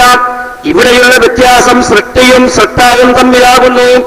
എന്തുകൊണ്ടെന്നാൽ ഒരു ഉപകാരം ചെയ്യുവാനോ ദോഷം വരുത്തുവാനോ ഉപകാരത്തെ തടയുവാനോ ദോഷത്തെ നീക്കുവാനോ ഉള്ള മറഞ്ഞതായ അധികാര ശക്തി അഥവാ ആദിയായ സബബുകൾക്കപ്പുറമുള്ള അധികാര ശക്തി സൃഷ്ടാവിന് മാത്രമേയുള്ളൂ. മറഞ്ഞതേക്കുള്ള കഴിവ്, ആദിയായ സബബുകൾക്കപ്പുറമുള്ള കഴിവ്. എന്താ ആദിയായ സബബുകൾ? സാധാരണ കാര്യകാല ബന്ധം. ആദിയായതോ സാധാരണയായത്, സബബുകളെ കാര്യകാല ബന്ധം. ആദിയായ സബബുകൾക്കപ്പുറമുള്ള ശക്തി അഥവാ സാധാരണ കാര്യകാല ബന്ധങ്ങൾക്ക് അധികമായ ശക്തി സൃഷ്ടാവിന് മാത്രമേയുള്ളൂ. സൃഷ്ടികൾക്കാർക്കും ഹയാത്തുള്ളവരാകട്ടെ മരിച്ചവരാകട്ടെ ആർക്കുമില്ല. മലക്കുകൾക്കാവട്ടെ ജിന്നുകൾക്കാവട്ടെ അമ്പിയാക്കൾക്കാകട്ടെ ഔലിയാക്കൾക്കാവട്ടെ ഹയവാനാത്തിനാകട്ടെ ജമാലാത്തിനാകട്ടെ ആർക്കുമില്ല, ഒന്നിനുമില്ല. സബബുകൾക്കതീതമായ കഴിവ്, കാര്യകാല ബന്ധങ്ങൾക്കതീതമായ കഴിവ് ജിന്നില്ല, മലക്കിന്നില്ല, മരിച്ചവർക്കില്ല, ജീവിച്ചിരിക്കുന്നവർക്കില്ല, മൃഗങ്ങൾക്കില്ല, നിർജീവമായ വസ്തുക്കൾക്കില്ല. ആരാ എഴുതിയത്? കെ എം മൗലവി. ആരാ പ്രസിദ്ധീകരിച്ചത്? ജംഇയ്യത്തുൽ ഉലമ. അദ്ദേഹം പറയാം, അങ്ങനെയുള്ള മറഞ്ഞ അധികാരശക്തി ഏതൊരു വസ്തുവിലുണ്ടെന്ന് ഒരാൾ ധരിക്കുന്നുവോ, അങ്ങനെയുള്ള മറഞ്ഞ അധികാരശക്തി, അതാ മറഞ്ഞ വഴിക്ക് സഹായിക്കാനാതാ, കണ്ണു കാണാത്തതല്ല. മറഞ്ഞ വഴിക്ക് സഹായിക്കുക എന്ന് പറഞ്ഞാൽ കാര്യകാല ബന്ധങ്ങൾക്ക് അധികമായി സഹായിക്കുക. അങ്ങനെയുള്ള മറഞ്ഞ ഒരു അധികാര ശക്തി ഏതൊരു വസ്തുവിലുണ്ടെന്ന് ഒരാൾ ധരിക്കുന്നുവോ അയാൾ ആ വസ്തുവിനെ തന്റെ ഇലാഹാക്കുകയാണ് ചെയ്യുന്നത്. പുസ്തകത്തിന്റെ പാരമ്പര്യമാണിത്. മറഞ്ഞ വഴിക്കുള്ള അധികാരശക്തി ഏത് വസ്തുവിനുണ്ടെന്ന് ആര് വിചാരിക്കുന്നുവോ അവൻ ആ വസ്തുവിനെ ഇലാഹാക്കി. അതുകൊണ്ട് മുജാഹിദ് പ്രസ്ഥാനം അന്ന് മുതൽ എഴുതിപ്പോന്നു, അഭൗതികമായ കഴിവ് ആർക്കുമില്ല, റബ്ബിന് മാത്രം. പടപ്പുകൾക്ക് ആർക്കുമില്ല. രണ്ടത്താന് സെയ്ദ് മൗലവി ഇത് തന്നെ എഴുതി. രണ്ടത്താന് സെയ്ദ് മൗലവിയുടെ പേരിൽ എണ്ണത്താണിന് പുറത്തിറങ്ങിയ പുസ്തകമാണിത്. തൗഹീദിന് വേണ്ടി ധന്യജീവിതം. ഈ പുസ്തകത്തിന്റെ 127 പേജിലും 131 പേജിലും ഈ ആശയം ആവർത്തിച്ച് വ്യക്തമാക്കിയിട്ടുണ്ട്. എന്താ അവിടെ പറഞ്ഞത്? സെയ്ദ് മൗലവി എഴുതുന്നു, അദ്ദേഹത്തെ ലേഖനം എടുത്തു കൊടുത്തതായതില് സെയ്ദ് മൗലവിയുടെ ലേഖനം ഇതിൽ എടുത്തു കൊടുക്കുന്നു. ആ ലേഖനത്തിൽ സെയ്ദ് മൗലവി പറയുന്നു, അല്ലാഹു അല്ലാത്തവർക്ക് ആർക്കും മറഞ്ഞ വഴിക്കുള്ള യാതൊരു ഗുണവും ദോഷവും ചെയ്യാൻ കഴിയില്ലെന്നും അല്ലാഹു ഒരു സംശയത്തിനും ഇടയില്ലാത്ത വിധം സ്പഷ്ടമാക്കിയിരിക്കുന്നു. മറഞ്ഞ വഴിക്ക് ഗുണം ചെയ്യാനോ ദോഷം വരുത്തുവാനോ ഒരു സൃഷ്ടിക്കും കഴിയില്ല, അല്ലാഹ്ക്ക് മാത്രമേ കഴിയൂ എന്ന് കണ്ടെത്താണ് സെയ്ദ് മൗലവി. കഴിയുമെന്ന് ഏതെങ്കിലും വസ്തുവിനെ പറ്റി ആരെങ്കിലും ധരിച്ചാൽ ആ വസ്തുവിനെ അവന്റെ ഇലാഹാക്കി എന്ന് KM മൗലവി അദ്ദേഹം എടുത്തു പറഞ്ഞു. ജിന്നാകട്ടെ, മലക്കാകട്ടെ, മരിച്ചവരാകട്ടെ, ജീവനുള്ളവരാകട്ടെ, ഹയവാനാത്താകട്ടെ, ജമാഅത്താകട്ടെ, ഏതാണെങ്കിലും ശരി, മറഞ്ഞ വഴിക്കുള്ള അധികാരശക്തി എന്ന് വിശ്വസിച്ചാൽ അതിനെ ഇലാഹാക്കി. ഈ നിലപാടിൽ നിന്ന കാലത്തോളം സിഹിർ അംഗീകരിക്കാൻ പ്രയാസമുണ്ടായില്ല. അതുകൊണ്ട് KM മൗലവി സിഹിറുമായി ബന്ധപ്പെട്ട് വ്യക്തമായി വിശദമായി അന്നേ രേഖപ്പെടുത്തി വെച്ചു. ഉമർ മൗലവി സിഹിറുമായി ബന്ധപ്പെട്ട് വിശദമായി അദ്ദേഹത്തിന്റെ പല രചനകളിൽ അദ്ദേഹം വിശദീകരിച്ചു. ആരായാത്തത്? തൗഹീദുമായി ബന്ധപ്പെട്ട് പുസ്തകം രചിച്ച ആരാണ് സിഹിറുമായി ബന്ധപ്പെട്ട് അതിന് ശരിയായ വസ്തുത എന്ത് എന്ന് എഴുതാത്തത്? എന്നാൽ ഇതിൽ നിന്ന് വിട്ടു ആര്? അബ്ദുസ്സലാം സുലൈമി ആദ്യം വിട്ടു. ആദ്യം വിട്ടിട്ട് അയാൾ പറഞ്ഞു, ജിന്നും മലക്കും അഭൗതികമാണ്. അവിടെയാണ് പ്രശ്നങ്ങളുടെ തുടക്കം. ജിന്നും മലക്കും അഭൗതികാണ്. അത് പറഞ്ഞപ്പോ എന്താ പ്രശ്നം ഉണ്ടായത്? ജിന്നും മലക്ക് അഭൗതികാണ് പറഞ്ഞു കഴിഞ്ഞാൽ ഈ പറഞ്ഞ അസുര് പൊളിഞ്ഞു. 80 കൊല്ലം മുജാഹിദ് പ്രസ്ഥാനം സ്വീകരിച്ചു പോന്ന വിശുദ്ധ ഖുർആനെയും തിരുസുന്നത്തിനെയും അടിസ്ഥാനത്തിൽ വിശ്വസിക്കുകയും പ്രചരിപ്പിക്കുകയും ചെയ്ത ആ അടിസ്ഥാനത്തിലാണ് തകരാറ് സംഭവിക്കുന്നത്. അതോടുകൂടി KM മൗലവിയുടെ കൂടെ പഠിക്കുകയും വളരുകയും കൂട്ടുകാരായി ജീവിക്കുകയും ചെയ്ത ബഹുമാനായ PK മൂസ മൗലവി അദ്ദേഹം എഴുതി. എന്താ എഴുതി? അപ്പോൾ അഭൗതികമായ മാർഗങ്ങളിലൂടെ സൃഷ്ടികൾക്ക് ഗുണമോ ദോഷമോ വരുത്തി തീർക്കുവാൻ ആരെങ്കിലും ഏതെങ്കിലും വിധേന സാധിക്കുമെന്ന് വിചാരിച്ചു കഴിഞ്ഞാൽ ആ വിചാരവും ആ വിശ്വാസവും പ്രവൃത്തികളും തൗഹീദിനെതിരായി ഭവിക്കുന്നു, അല്ലെങ്കിൽ ശിർക്കായി തീരുന്നു. അഭൗതിക വഴിക്ക് ഗുണം ചെയ്യാനും ദോഷം വരുത്താനും ആരെങ്കിലും ഏതെങ്കിലും വിധേന കഴിയുമെന്ന് വല്ലവനും വിചാരിച്ചാൽ ആ വിശ്വാസം തന്നെ ശിർക്കാണ്. അപ്പൊ അഭൗതികമായി ഗുണം ചെയ്യാൻ ദോഷം വരുത്താനും അല്ലാഹ്ക്ക് മാത്രമേ കഴിയാൻ വകുപ്പുള്ളൂ, റബ്ബ് മാത്രമേ ചെയ്യുന്നവരുള്ളൂ എന്ന കാര്യം തീർച്ചയാണ്. പക്ഷെ ഇതിൽ നിന്ന് അബ്ദുസ്സലാം സുലൈമി വിട്ടപ്പോ അയാൾക്ക് എഴുതേണ്ടി വന്നു, ജിന്നും മലക്ക് അഭൗതികാന്ന് പറഞ്ഞതോടുകൂടി ജിന്നും മലക്ക് നമ്മളെ സഹായിക്കൂല, ജിന്നും മലക്ക് ഉപദ്രവിക്കൂല എന്ന് എഴുതേണ്ടി വന്നു. അബ്ദുസ്സലാം സുലൈമിയുടെ തൗഹീദ് എന്ന യാഥാസ്ഥിത വ്യതിയാനം എന്ന പുസ്തകത്തിന്റെ 11-ാമത്തെ പേജ് അഥവാ 1-ാമത്തെ അധ്യായം എന്താ ഹെഡിങ്? അദൃശ്യം, അഭൗതികം, വ്യതിയാനം. ഇത്രയും കാലം പറഞ്ഞ അദൃശ്യം അഭൗതികം എന്ന ഈ ഒരു കൺസെപ്റ്റിൽ നിന്ന്, ഈ ഒരു വസ്തുതയിൽ നിന്ന് അയാൾ വ്യതിചലിക്കുന്നു. എന്നാൽ അയാൾ ഇങ്ങോട്ട് ആലോചിക്കുക, നിങ്ങൾ വ്യതിചലിച്ചിട്ടുണ്ട്. ഇതിൽ 1-ാമത്തെ പാരഗ്രാഫിൽ സലാം സുലൈമി പറഞ്ഞു, മലക്ക് അദൃശ്യവും അഭൗതികമായ മാർഗത്തിലൂടെ അല്ലാഹുവിനെ മാത്രമേ നമ്മെ സഹായിക്കുവാൻ സാധിക്കുകയുള്ളൂ. അത് ശരിയാ. ഈ വിശ്വാസം ഇസ്ലാം പ്രബോധനം ചെയ്യുന്ന ഏകദൈവ വിശ്വാസത്തിന്റെ പ്രധാന ഭാഗമാണ്. മലക്കുകൾക്കും ജിന്നുകൾക്കും നമ്മെ സഹായിക്കുവാൻ സാധിക്കുമെന്ന് വല്ലവനും വിശ്വസിച്ചാൽ അവന്റെ വിശ്വാസത്തിൽ ശിർക്കും കുഫ്റും സംഭവിക്കുന്നു. എങ്ങനെ? മലക്കുകൾക്കും ജിന്നുകൾക്കും നമ്മെ സഹായിക്കുവാൻ സാധിക്കുമെന്ന് വല്ലവനും വിശ്വസിച്ചാൽ അവന്റെ വിശ്വാസത്തിൽ ശിർക്ക് വന്നു, കുഫ്ർ വന്നു. എന്താ കാരണം പറഞ്ഞത്? അഭൗതികമായി റബ്ബെ സഹായിക്കുള്ളൂ. അത് ശരിയാ. പക്ഷെ ഇത് അഭൗതികാണ്, അയാളുണ്ടാക്കിയ അസുരാ. അവിടെയാണ് വിവാദങ്ങളുടെ തുടക്കം. ഇതിലേക്ക് എത്തിയപ്പോ ചോദ്യമുണ്ടായി അദ്ദേഹത്തോട്, എന്നാ പിന്നെ എങ്ങനെ സിഹിറുണ്ട് പറയാം, എങ്ങനെ കണ്ണേറുണ്ടെന്ന് പറയാം, എങ്ങനെ ജിന്നുപാടുണ്ടെന്ന് പറയാം, എങ്ങനെ വസ്വാസുണ്ടെന്ന് പറയാം, എങ്ങനെ ശൈത്താനെ പേടിക്കാം? ചോദ്യങ്ങൾ വന്നപ്പോൾ സലാം സുലൈമി പറഞ്ഞാൽ പിന്നെ അതൊന്നും വിശ്വസിക്കാൻ പറ്റൂല. ഹദീസുണ്ടല്ലോ ബുഖാരിയില്, ഹദീസുണ്ടല്ലോ മുസ്ലിമില്, മൂപ്പര് പറഞ്ഞു എല്ലാം ഒഴിവാക്കണം. അങ്ങനെ ഒഴിവാക്കി നോക്കുമ്പോ അയാൾ പറഞ്ഞു 60 ഹദീസ് ഞാൻ വഴീഫാക്കി, എന്നെ കൂടെ അത്രേ പറ്റുള്ളൂ അർത്ഥം. അപ്പൊ അയാൾക്ക് കഴിയാത്തത് ബാക്കി മറ്റൊരു സുല്ലമ ഏറ്റെടുത്തു. കുഴിപ്പുറം മൊയ്തീൻ സുല്ലമി, അയാൾ പറഞ്ഞ 60 ഒന്നല്ല 110 ഹദീസിന് കുഴപ്പമുണ്ട്, 110 ഹദീസിന് കുഴപ്പമുണ്ട്. അതിന്റെ ഫലമായി പുതിയ മാനദണ്ഡം വന്നു ഹദീസ് സ്വീകരിക്കാൻ. KM മൗലവി സ്വീകരിച്ചിട്ടില്ലാത്ത, ഉമർ മൗലവി അംഗീകരിച്ചിട്ടില്ലാത്ത, സെയ്ദ് മൗലവിക്ക് പരിചയമില്ലാത്ത, KP മുഹമ്മദ് മൗലവിക്ക് പരിചയമില്ലാത്ത, ഹദീസ് രംഗത്ത് ഏറ്റവും വലിയ നിറകുടമായിരുന്ന ഷെയ്ഖ് മുഹമ്മദ് മൗലവിക്ക് പരിചയമില്ലാത്ത, അവരാരും മനസ്സിലാക്കിയതും പഠിച്ചതും പഠിപ്പിച്ചതുമല്ലാത്ത ഒരു പുതിയ അസുര കൊണ്ടുവന്നു. ബുദ്ധിക്കെതിരാണോ തള്ളണം, ഖുർആനെതിരാണോ തള്ളണം, ഖബർ ആഹാദാണോ സ്വീകരിക്കാൻ പറ്റില്ല, മുതവാത്തിർ മാത്രമേ വിശ്വാസത്തിന് പറ്റുള്ളൂ. അങ്ങനെ വന്നപ്പോഴോ ദജ്ജാൽ ഔട്ടായി, ദജ്ജാലില്ല.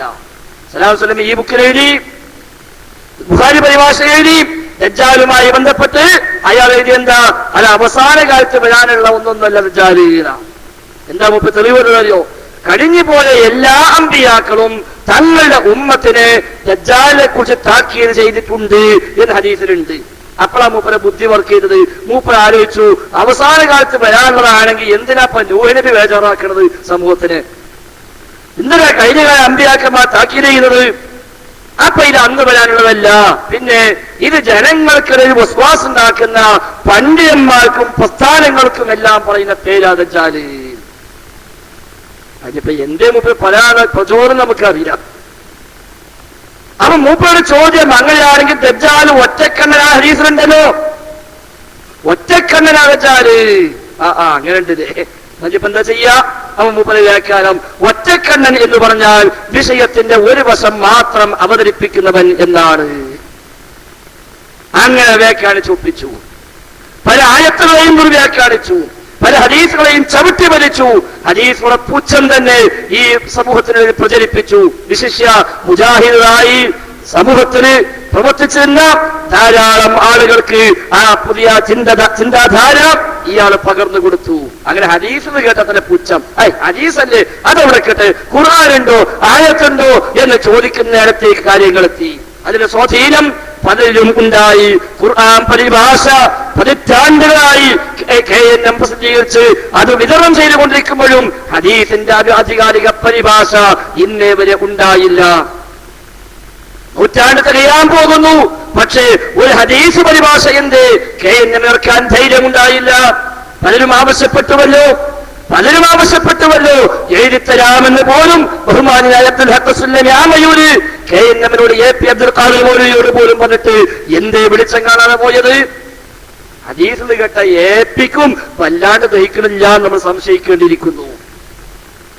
അല്ലെങ്കിൽ എന്തേ ഇറങ്ങണ്ടേ? ഇൻഷാ അല്ലാഹ് അന്ന് KNM ചെയ്തിട്ടില്ലാത്ത, KJ ചെയ്യാൻ ധൈര്യം കാണിച്ചിട്ടില്ലാത്ത ആ ദൗത്യം ഇൻഷാ അല്ലാഹ് സാധുക്കളായി ഞങ്ങൾ ചെയ്യാൻ ആഗ്രഹിക്കുന്നു. അള്ളാഹു അനുഗ്രഹിക്കുമാറാവട്ടെ. ഹദീസുകൾ ജനങ്ങൾ പഠിക്കട്ടെ. ശരിയായ വ്യാഖ്യാനം ഉൾക്കൊള്ളുന്ന നല്ല ഹദീസ് ഗ്രന്ഥങ്ങൾ, നല്ല കർമ്മശാസ്ത്ര ഗ്രന്ഥങ്ങൾ, നല്ല പരിഭാഷകൾ അറബി ലോകത്ത് നിന്ന് മലയാളത്തിലേക്ക് ഇറങ്ങിയെണ്ണുന്ന നല്ല നല്ല സലഫി അഖീദ പഠിപ്പിക്കുന്ന ഗ്രന്ഥങ്ങൾ ഇൻഷാ അല്ലാഹ് വരും നാളുകളിൽ എല്ലാം ഇറങ്ങും. എത്രപ്പോഴും മറ്റൊന്ന് നീക്കിയതുകൊണ്ട് ജമിയത്തിന് മേലെ പണി മുടങ്ങാൻ പറ്റൂല. അതുകൊണ്ട് ആ പണി ഇവിടെ നടക്കണം. 2012 ഫെബ്രുവരിയിലാണ് മാസാന്ത പണ്ഡിത ദൗറ ഇവർ നിർത്തിവെപ്പിച്ചത്. 2012 ഫെബ്രുവരിയിൽ, അഥവാ 17 മാസമായി ദൗറയില്ല. മാസാമാസം നടക്കുന്ന വൈജ്ഞാനിക ചർച്ചകൾ നിർത്തിവെപ്പിച്ചു. പക്ഷേ ദൗറ നിന്നിട്ടില്ല. ജാമിഅ അൽ ഹിന്ദിൽ ആ ദൗറ നടന്നുകൊണ്ടിരിക്കുന്നു. അന്ന് ഈ ദൗറയിൽ പങ്കെടുത്തവരാരാണോ ആ പങ്കെടുത്ത ടീമിൽ ഈ മൂവർ സംഘമല്ലാത്ത ബാക്കി എല്ലാവരും ആ ദൗറയിൽ പങ്കെടുത്തുകൊണ്ടിരിക്കുന്നു. ഇവിടെ ദൗറയിൽ വന്ന കൂട്ടത്തിൽ മൂവർ സംഘം പോലും വരില്ല, വരും വേണ്ട വൈകി. ബാക്കി എല്ലാവരും അവിടെയുണ്ട്. മാസാമാസം മുടങ്ങാതെ ദൗറ നടക്കുന്നു. അന്ന് KJ പ്ലാൻ ചെയ്താണ് 10 ദാഴിമാർ തിരഞ്ഞെടുത്ത് അവർ നാം വിഷയങ്ങൾ പഠിക്കാൻ വേണ്ടി പ്രത്യേകമായി മാറ്റിയിരുത്തി അവർക്ക് ആവശ്യമായ സൗകര്യങ്ങൾ ചെയ്തു കൊടുത്ത് എല്ലാ കിതാബും ലഭ്യമാക്കി വിഷയങ്ങൾ അവര് പഠിച്ച് അതിങ്ങനെ ആ വിഷയത്തിന്റെ യാഥാർത്ഥ്യം അവർ പറഞ്ഞു തരട്ടെ, നമുക്ക് അംഗീകരിക്കാമല്ലോ. എന്തേ വെളിച്ചം കാണാതെ പോയത്? അന്ന് 9 ആളെ തിരഞ്ഞെടുത്തു ആ ദൗത്യത്തിന് വേണ്ടി. 9 ആൾക്ക് ശമ്പളം നിശ്ചയിച്ചു. പക്ഷേ എല്ലാം കഴിഞ്ഞ അവസാന ഘട്ടത്തിൽ പാസ്സാകുമെന്ന് കണ്ടപ്പോൾ ആള് പറഞ്ഞു, എന്തിനാ അതൊക്കെ, ഞങ്ങളൊക്കെ പണ്ട് പ്രസംഗിച്ചത് ഇങ്ങനൊന്നും ഉണ്ടായിട്ടൊന്നല്ല, അത് നമ്മുടെ ആവശ്യമില്ല, അതൊന്ന് നിർത്തിവെക്കണം. അന്ന് നിർത്തിവെച്ചതാ, പിന്നുണ്ടായിട്ടില്ല. ഇൻഷാ അല്ലാഹ് അതും ഉണ്ടാകാൻ പോകുന്നു. KJU എന്ന പേരിൽ തൽക്കാലം എത്രപ്പോഴും ചെയ്യും പലരും കൈയടക്കി വെച്ചെങ്കിലും ഇൻഷാ അല്ലാഹ് പണ്ടിലെ കൂട്ടായ്മകൾ മുറതെറ്റാതെ നടന്നുകൊണ്ടിരിക്കുന്നുണ്ട്. ആ പണ്ടിലെ കൂട്ടായ്മകളിൽ നല്ല വിഷയങ്ങളോട് പ്രതിപത്തിയുള്ള നല്ല പണ്ഡിതന്മാരുടെ കൈകളാൽ തന്നെ ഇൻഷാ അല്ലാഹ് കാര്യങ്ങൾ മുന്നോട്ട് പോകും. റബ്ബ് അനുഗ്രഹിക്കുമാറാവട്ടെ. 15 അംഗ ഒരു നേതൃത്വം KJU-വിൽ മെമ്പർഷിപ്പുള്ള 15 ആള്, പുറത്തുനിന്നാരുമില്ല. ശരിയായ KJU മെമ്പർഷിപ്പുള്ള അതിന്റെ പ്രധാന സ്ഥാനങ്ങൾ വഹിച്ചിരുന്ന 15 പേർ അടങ്ങുന്ന നേതൃത്വം അതിലുണ്ടായിട്ടുണ്ട്. അബ്ദുൽ ഹഖ് സുല്ലമിയുണ്ട്, അബ്ദുൽ ജബ്ബാർ മൗലവിയുണ്ട്, അതേപോലെ അബ്ദുൽ ജബ്ബാർ അബ്ദുള്ള മദീനയുണ്ട്, യാസിർ ബിൻ ഹംസയുണ്ട്, സുഹൈർ ചുങ്കത്രയുണ്ട്, സക്കരിയ സുലാഹിയുണ്ട്, ഹംസ മദീനയുണ്ട്, അബൂബക്കർ സലഫിയുണ്ട്, ഷമീർ മദീനയുണ്ട് തുടങ്ങിയ നല്ല ലക്ഷണമൊത്ത കിതാബ് തെളിയുന്ന പണ്ഡിതന്മാർ 15 ആളുടെ കീഴിൽ ഇൻഷാ അല്ലാഹ് ആ KJU നമ്മൾ മുന്നോട്ട് കൊണ്ടുവന്ന് കഴിഞ്ഞപ്പോ എത്രപ്പോഴും തിരിച്ച് അവർ നിങ്ങോട്ട് വരും ഓട്ടോമാറ്റിക്കലി ഇൻഷാ അല്ലാഹ് ഞങ്ങൾ അടിക്കുന്നില്ല. എത്ര പേര് ഒരൊറ്റ ലീഫും കൂടി അടിക്കുന്നില്ല. അത് ഇൻഷാ അല്ലാഹ് തിരിച്ചു കിട്ടും. ആ സീന് തിരിച്ചു കിട്ടും. അന്നത്തെ KJU-വിൽ 200 മെമ്പർമാരുണ്ടെങ്കിൽ ഞങ്ങൾക്ക് ഉറപ്പുണ്ട് 150 മെമ്പർമാരും ആ KJU-വിന്റെ പേരിൽ ഇപ്പോഴും നമ്മളൊപ്പുണ്ട്. 200-150 പേരുണ്ട്. എന്തിനാ വേചാറാകുന്നത്? എത്ര പേര് ആരെങ്കിലും കൊണ്ടായിക്കോട്ടെ, നമുക്കെന്താ, എത്ര പേരില്ലാച്ച സംഗതി എടുക്കൂലേ. ഇൻഷാ അല്ലാഹ് എല്ലാം വളരെ വ്യവസ്ഥാപിതമായി ആര് മുടക്കിയാലും അള്ളാന്റെ ദീനുമായി ബന്ധ പ്രവർത്തനങ്ങൾ മുടങ്ങാൻ പോണില്ല. ഇൻഷാ അല്ലാഹ് 10 ദാഴിമാരെ നമ്മൾ ദത്തെടുക്കാൻ പോവുക. ഒരു വിഷയങ്ങൾ പഠിക്കട്ടെ. ഏത് വിഷയത്തിലും നമുക്ക് ക്ലിയർ ആവാനുണ്ടോ, നമുക്ക് പഠിക്കാനുണ്ടോ, ഇനിയും നമുക്ക് പഠിക്കേണ്ട വിഷയങ്ങളുണ്ടോ, എല്ലാം ഒരു പഠിച്ച് റിസൾട്ട് തന്ന് ആ റിസൾട്ട് പ്രകാരം എന്താണോ ദീനിന്റെ കാഴ്ചപ്പാട്, ആ കാഴ്ചപ്പാട് പ്രകാരം മുന്നോട്ട് പോകാൻ തന്നെയാണ് നമ്മളൊക്കെ തീരുമാനം. നമ്മളെ അബദ്ധമുണ്ടോ തിരുത്തണം, പോരായ്മയുണ്ടോ തിരുത്തണം. ഏത് വിഷയത്തിലും കൂടുതൽ പഠനം ആവശ്യമുണ്ടോ പഠിക്കണം. മുൻധാരണകളില്ലാതെ പഠിച്ച് അതിന് ശരിയായ റൂട്ട് എന്തോ ആ റൂട്ടിൽ നിൽക്കാൻ തന്നെയാണ് നമ്മളൊക്കെ ഈ ആഗ്രഹിക്കുന്നത്. അള്ളാഹു അനുഗ്രഹിക്കുമാറാവട്ടെ. സാന്ദർഭികമായി പറഞ്ഞത് മാത്രം സൂചിപ്പിച്ചത് KJU-വും KNM-ഉം പ്രഖ്യാപിച്ച് സ്വീകരിച്ച ആ ആദർശപാതയിൽ നിന്ന് സലാം സലമി പോയി പുതിയ വാദവുമായി വന്നു. അപ്പോൾ പല ഹദീസും ഔട്ടായി. ഹദീസ് രംഗത്ത് പുതിയ മാനദണ്ഡങ്ങൾ വന്നു. മുസ്ലിം ഉമ്മത്തിന് പരിചയമില്ലാത്ത, അഹ്ലുസുന്നക്ക് പരിചയമില്ലാത്ത പുതിയ മാനദണ്ഡങ്ങൾ വന്നു. അതുപ്രകാരം പല ഹദീസുകളെയും ചവിട്ടി മരിക്കാൻ തുടങ്ങിയപ്പോഴാണ് അന്ന് KNM-ന്റെ പ്രബോധകന്മാരും പ്രവർത്തകന്മാരും രംഗത്തിറങ്ങിയിട്ട് മടമൂലികൾക്കെതിരെ സർവ്വവിധ പ്രയാസവും ത്യാഗവും സഹിച്ചുകൊണ്ട് രംഗത്തിറങ്ങിയത്. സൂചിപ്പിച്ച പോലെ വീട്ടിൽ നിന്ന് മാറി നിൽക്കേണ്ടി വന്നവർ, പാപ്പയും മക്കളും 2 തട്ടിലായവർ എല്ലാം ഉണ്ട്. എന്നിട്ടും പറയാൻ ഇറങ്ങി തിരിച്ചത് ആദർശത്തിന്റെ പേരിലാണ്. അന്നല്ലേ അനസ് മൗലവിയും ഹനീഫ് കായ്ക്കുളിയും ഒക്കെ അതിരൂക്ഷമായി ഈ വിഷയത്തിൽ അവർക്കെതിരെ മറുപടിയുമായി ഇറങ്ങിയത്. മടവൂരികൾ കൊണ്ടുവന്നു യാ ഇബാദുള്ള വിഷയം, മടവൂരികൾ കൊണ്ടുവന്നു അൽ ഇസ്ലാഹിൽ 2007 വന്ന ബഹുമാനായ അബ്ദുൽ ജബ്ബാർ മൗലവിയുടെ ലേഖനം ദുർവ്യാഖ്യാനിച്ചുകൊണ്ട് ഇതാ ജിന്നിനോട് തേരാമെന്നാ പറയുന്നത്, ജിന്നിനെ വിളിക്കാമെന്നാ പറയുന്നത് എന്ന് പറഞ്ഞ നാടായ നാട് മുഴുവൻ അലിമദരിയും കരിമ്പിലാക്കലും അടക്കമുള്ള പ്രഭാഷകന്മാർ ഊര് ചുറ്റിയപ്പോൾ പിന്നാലെ ഇറങ്ങി പുറപ്പെട്ടവര് ഞങ്ങളാരുമായിരുന്നില്ല, അനസ് മൗലവിയും ഹനീഫ് കായ്ക്കുളിയും ഒക്കെ ആയിരുന്നുവല്ലോ. അവരെ പിന്നാലെ നടന്നു. അവരെവിടേക്ക് പോകുന്നതോ അവിടെയെല്ലാം ചെന്നു. അവരുമായി മറുപടികൾ നടത്തി, ഖണ്ഡനങ്ങൾ നടത്തി, മുഖാമുഖങ്ങൾ നടത്തി.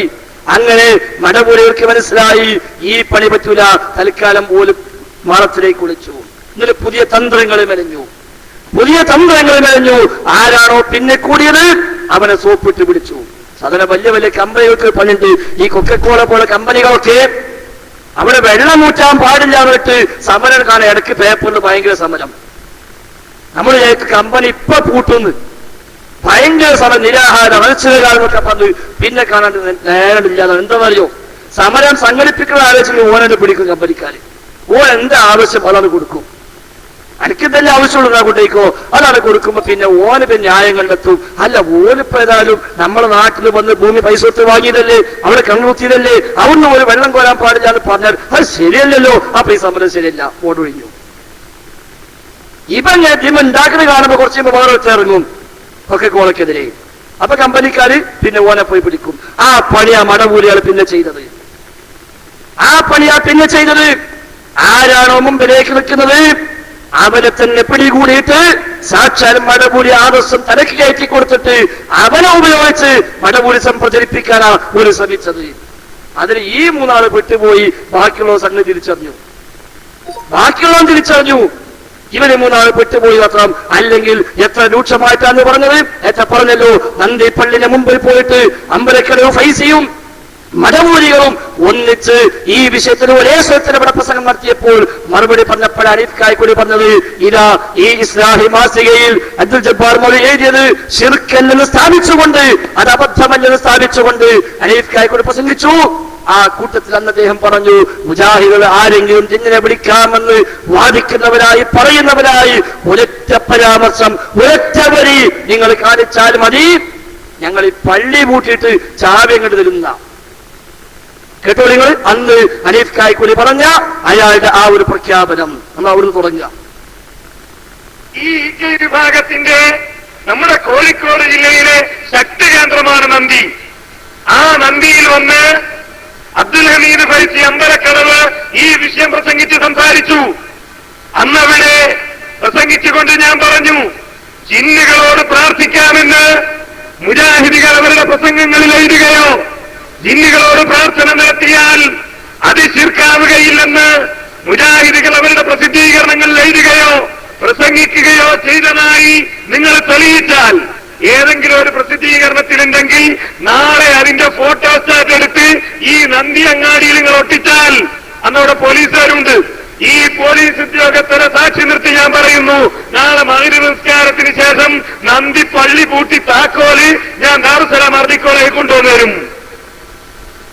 നമ്മൾ പറഞ്ഞിട്ടില്ല, പിന്നെ നമുക്ക് ധൈര്യത്തെ പറയാലോ. അങ്ങനെ അല്ലാതെ ജിന്നിനോട് പ്രാർത്ഥിക്കാമെന്ന് നമ്മൾ പറഞ്ഞിട്ടില്ല. ഇത് നമ്മൾ പറഞ്ഞു. ഇന്നേ വരെ, ഇന്നത്തെ തീയതി വരെ നന്ദിയിൽ പിന്നെ അബ്ദുൽ ഹമീദ് ഫൈസി അമ്പലക്കടവ് പ്രസംഗിച്ചിട്ടില്ല. എന്തേ പ്രസംഗിക്കാത്തത്? എന്തേ ഒരു പോസ്റ്റർ പോലും ഒട്ടിക്കാത്തത്? ഹാജരാക്കാൻ കഴിഞ്ഞില്ല. ഇത് അവര് പറഞ്ഞപ്പോ സലാത്തുലമീൻ വിചാരിച്ചുണ്ട് എന്ന്. എന്തേ അതിനുശേഷം ഹനീഫ് കായ്ക്കുടി പിന്നെ ആ വഴിക്ക് പോകാത്തത്? താക്കോല് മാത്രമല്ല, പള്ളി തന്നെ അവരുടെ ആദർശത്തിലേക്ക് വെച്ചു കൊടുത്തതല്ലേ നമ്മൾ പിന്നെ കണ്ടത്? എന്തിനാണ് ഇയാള് പറഞ്ഞത്? അങ്ങ് ധൈര്യമായി നമുക്ക് പറയാം, കാരണം നമ്മളെവിടെയും അത് പറഞ്ഞിട്ടില്ല, നമ്മളെവിടെയും എഴുതിയിട്ടില്ല. അത് ധൈര്യമായി നമുക്ക് പറയാം, നിങ്ങൾ കാണിക്കൂ, പള്ളി പൂട്ടി ചാവി തരാം. ഇത് പ്രസംഗിച്ചതിന് ശേഷം ഒരൊറ്റ കൊല്ലത്തിനിടയിൽ പിന്നെ എവിടെയാണ് കായക്കൊടി പുതിയതായി ആരെങ്കിലും എഴുതിയത്? ഇപ്പോഴും കായക്കുടിക്കേരാ വായിക്കാറുള്ളത് 2007 ഇസ്ലാഹി. ഇത് പറയുമ്പോ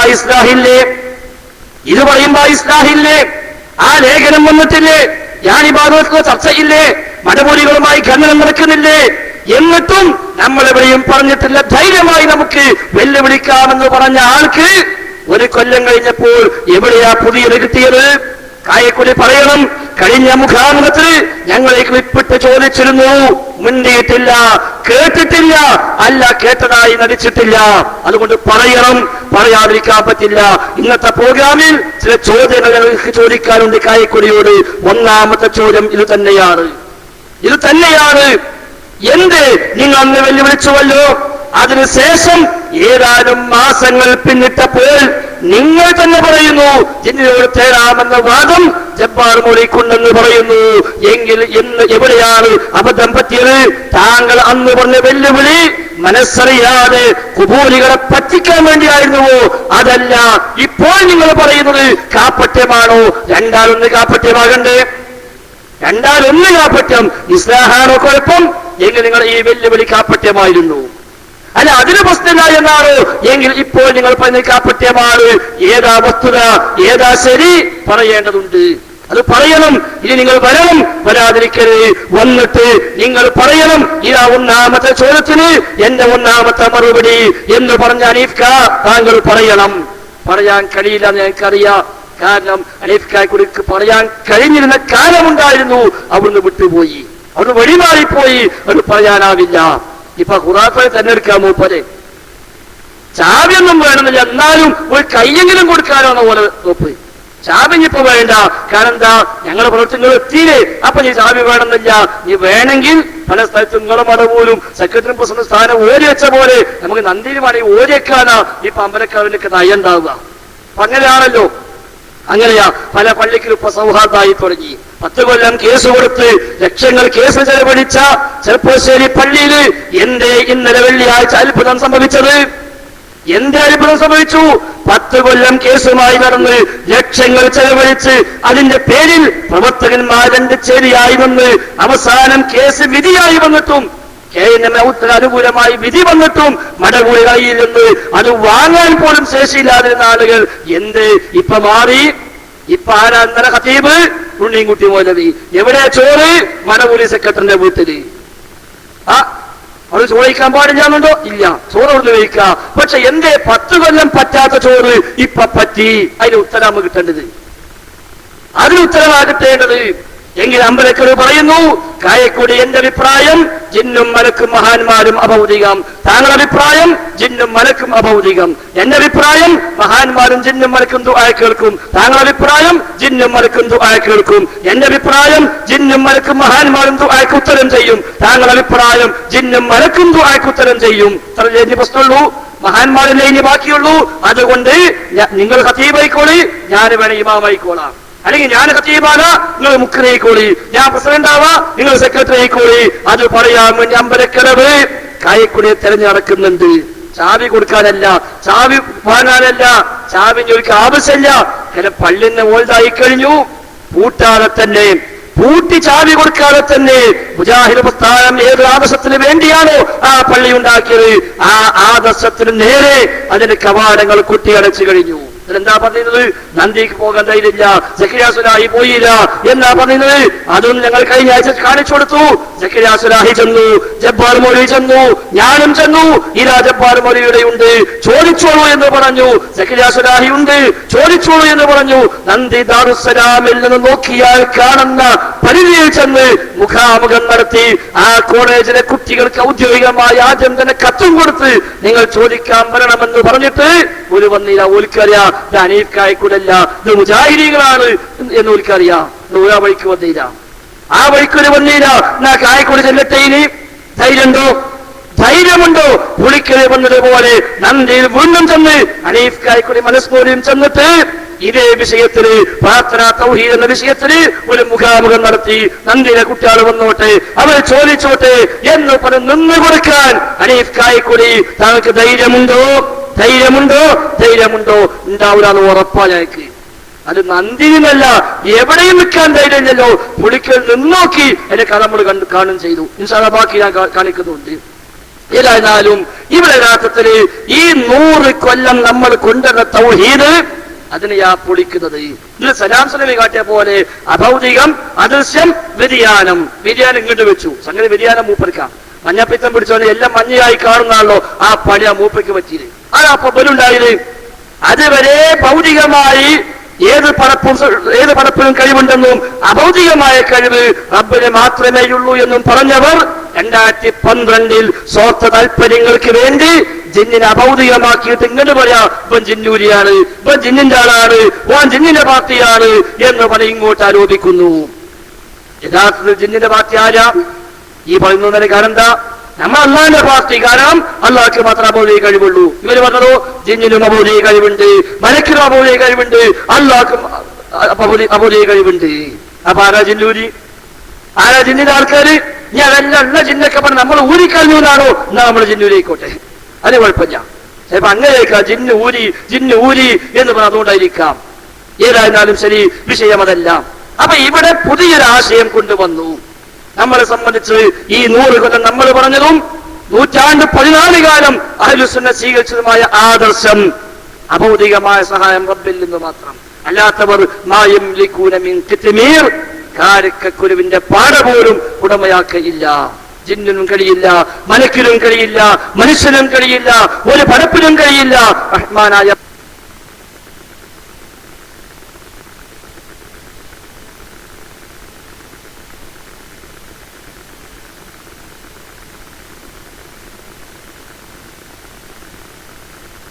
അത് 250-300 കൊല്ലം മുമ്പ് ലോക ലോകത്തറിയപ്പെട്ട ഖുറാഫികൾ ഇതുമായി വന്നിട്ടുണ്ട് അവർക്ക് ഇസ്തിഹാസം തെളിവാക്കാൻ. അന്ന് ലോകത്തറിയപ്പെട്ട പണ്ഡിതന്മാർ മറുപടിയും നൽകിയിട്ടുണ്ട്. ആ മറുപടിയല്ല ഇത്രയും കാലം നമ്മൾ പറഞ്ഞു പോകുന്നത്. അതിന് അബദ്ധമുണ്ട് എന്ന് ആർക്കും തോന്നിയില്ലല്ലോ. കേരളത്തിലോ ആ ചർച്ച വന്നത് എപ്പോഴാ? ആ ചർച്ച വന്നത് ഉമർ മൗലവിയുടെ സൽസബീലിലാണല്ലോ. നമ്മൾ കണ്ടയിടത്തോളം നമുക്ക് ആദ്യം കിട്ടിയത്. തപ്പിയ ചിലപ്പതിന് മുമ്പും കിട്ടും. ഇത് തപ്പാ ഒഴിവില്ലാത്തതുകൊണ്ടപ്പോ 970-കളിൽ സൽസബീലിൽ ഉമർ മൗലവിയിലെ ഈ ഹദീസ് ബലഹീനമാണെന്ന് തർക്കമില്ല. അതാദ്യം പറഞ്ഞു. എന്നിട്ട് പറയാം, എന്നിട്ട് ഇനി ഈ ഹദീസ് സ്വഹീഹാണെന്ന് വെറുതെ സങ്കല്പിച്ചാൽ തന്നെയും വാദവിഷയവും ഇതും തമ്മിൽ യാതൊരു ബന്ധവുമില്ല. അവിടെ നമ്മൾ പിടുത്തം. സ്വഹീഹാണ് സങ്കല്പിച്ചാൽ തന്നെയും വാദവിഷയവുമായി ബന്ധമില്ല. ഉമർ എന്താ പറയേണ്ടത്? ഇത് സ്വഹീഹായാലും ദഈഫായാലും ഇത് ശിർക്കാണ്, ഇത് ഒരിക്കലും നമുക്ക് പറ്റൂലെന്നല്ലേ പറയേണ്ടത്. ഇതിന് കിട്ടിയപ്പോ പിന്നെ ഉമർ മൗലവിയുടെ തൗഹീദൊന്നുമില്ല. അതുവരെ ഉമർ മൗലവിയുടെ തൗഹീദിലാണ്, കെപിയുടെ തൗഹീദിലാണ് എന്ന് പറഞ്ഞു വയലീന മനുഷ്യന്മാർക്ക് പിന്നെ ഉമർ മൗലവിനെ ഓർമ്മയില്ല. ഇനി ഇവിടുന്ന് പോലത്തെ ഒറ്റ വാക്കുകൾ പറഞ്ഞു വിട്ടു. ഉമർ മൗലവിയും കുഞ്ഞീരും മതിയും ഒക്കെ പഠിപ്പിച്ചേർത്താണ് നമ്മളുള്ളത്. എവിടെ ഇവിടെ ഉണ്ടോ നിങ്ങള്? ഈ സൽസബീൽ ഉണ്ടോ നിങ്ങള്? ഉമർ മൗലവിയുടെ ഈ മറുപടി ഇന്ന് എഴുതാൻ ധൈര്യമുണ്ടോ? ഞങ്ങൾ ഇപ്പോഴും എഴുതുന്നു. ഈ ചോദ്യം ഞങ്ങളോട് ഇന്ന് വന്നാലും ഉമർ മൗലവി ഇവിടെ പറഞ്ഞ മറുപടി എന്തോ ഈ മറുപടിക്കപ്പുറം ഒരു ഹർഫ് ഞങ്ങൾക്കാർക്കും പറയാനില്ല.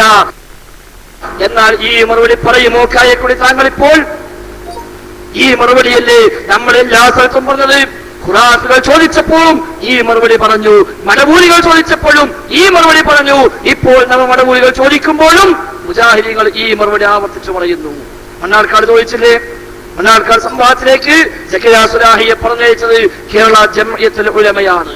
ഒരിക്കൽ ജാമിഅ സലഫിയിൽ ചേർന്ന് എ.പി. അബ്ദുൽ ഖാദിർ മൗലവിയും എം മുഹമ്മദ് മദനിയും അടക്കമുള്ള തലമുതിർന്ന നേതാക്കന്മാരും പണ്ഡിതന്മാരും അടങ്ങുന്ന സദസ്സിൽ വെച്ച് ചർച്ച ചെയ്തിട്ടാണ് ആര് പോകണം, ആര് സംസാരിക്കണം, ആരവിടെ കൈകാര്യം ചെയ്യാമെന്ന് തീരുമാനിച്ചത്. അവരൊക്കെ പ്രാർത്ഥിച്ചിട്ടാണ് ഞങ്ങളൊക്കെ പറഞ്ഞയച്ചത്. കെ.ജെ.യുടെ പ്രതിനിധിയായി പങ്കെടുത്ത സക്കറിയ സുലാഹി അന്ന് അവിടെ പറഞ്ഞ മറുപടി എന്താ? കഴിഞ്ഞു വന്നപ്പോ ആരെങ്കിലും പറഞ്ഞു ആ മറുപടി ശരിയായില്ല പറഞ്ഞു? ഈ മറുപടി മുജാഹിദീകളുടെ മറുപടി എന്താന്ന് പറഞ്ഞു? ഇല്ലല്ലോ, 10 കൊല്ലത്തോളം പിന്നിട്ടിട്ടും ഇന്നും ആ മണ്ണാർക്കാട് സംവാദം എന്നത് മുജാഹിദുകൾക്ക് ഇന്നും ആവേശം തന്നെയാണ്. അവിടെ എന്താ നമ്മൾ പറഞ്ഞത്? ഞാൻ ഇമാമ ചോദിച്ചപ്പോ അവിടെ സുലാഹി പറഞ്ഞ മറുപടി എന്താ കേട്ടോളൂ നിങ്ങൾ. ആ മറുപടിയിലാ ഞങ്ങൾ ഇപ്പോഴും ഉള്ളത്. അവിടെ ഏതെങ്കിലും ഒരു സ്ഥലത്ത് നിങ്ങൾ എത്തിപ്പെട്ടാൽ നമ്മൾ രണ്ടാമത്തെ പ്രമാണം എഴുതുമ്പോ സഹീഹായ ഹദീസ് എന്നൊരു ബന്ധം വെച്ചിട്ടുണ്ട്. അതെന്തിനായോ? ഇതുപോലുള്ള ദുർബല ഹദീസുകൾ നിങ്ങളിവിടെ കൊണ്ടുവരാതിരിക്കാൻ വേണ്ടിയാണ്. ദുർബലമാണ് ഹദീസ്. അതിന്റെ ദുർബലത ഹദീസ് പണ്ഡിതന്മാര് വ്യക്തമാക്കിയിട്ടുണ്ട്.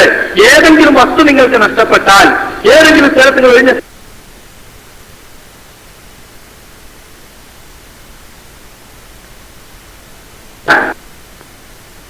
ഒരു വിജയമായ സ്ഥലത്ത് നമ്മൾ എത്തിപ്പെട്ടാൽ നമ്മൾ വിളി കേൾക്കുന്ന ആരെങ്കിലും ഉണ്ടാകുമെന്ന ഉദ്ദേശത്തോടെ ഒരാൾ വിളിച്ചു പറയുന്നതാണ് ഇബാദല്ലാഹി എന്ന്.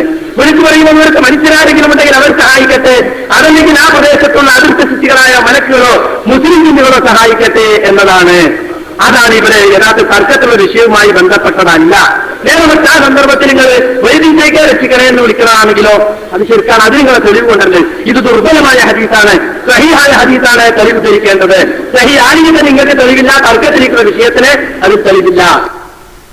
കണ്ടോ, അന്ന് കെ.ജെ.യുടെ ഔദ്യോഗിക പ്രതിനിധിയായി പങ്കെടുത്ത് 2004 മണ്ണാർക്കാട് സംവാദത്തിൽ അലവി സുലൈമാൻ സഖാഫിമാർക്ക് നൽകിയ മറുപടിയാണ്. അതിനുശേഷം അലിബിനും സുലൈമാനും കണ്ടിട്ടില്ല. ഇനിയിപ്പോ ഏതായാലും കാണൂല, ചിലപ്പോ മുടിക്കത്തിനുള്ളിലാണല്ലോ. ഇനിയിപ്പോ എന്തായാലും കാണൂല, പറഞ്ഞിട്ട് കാര്യമില്ല. ഒരു നൗസാനെങ്കിലും മിമിക്രിയുമായി ഇറങ്ങിയത് ഇപ്പൊ ഓനെയും പിടിച്ച് പുറത്താക്കി. അപ്പൊ അവിടെ ഈ ചങ്ങായി കളിച്ചപ്പോ എനിക്ക് സംശയം. കാരണം വിശ്വസിക്കാൻ പറ്റൂല. കാരണം ഈ സിൻഡിക്കേറ്റ് വരെ കളിച്ച മനുഷ്യനിപ്പോ ലേശം ദൂരമുള്ളൂ വർക്കേഴ്സക്ക്. ചിലപ്പോ അവിടെയും പോയിട്ട് എന്തെങ്കിലും പണി ഒപ്പിച്ചുകൂടായൊന്നുമില്ല. സാധ്യതയുണ്ട്, തള്ളിക്കളയണ്ട. കുറച്ച് കഴിയുമ്പോ ചിലപ്പോ പുറത്ത് വരും. ദിശാൽമായി അടുത്ത ഫോൺ വിളിപ്പ് വരും.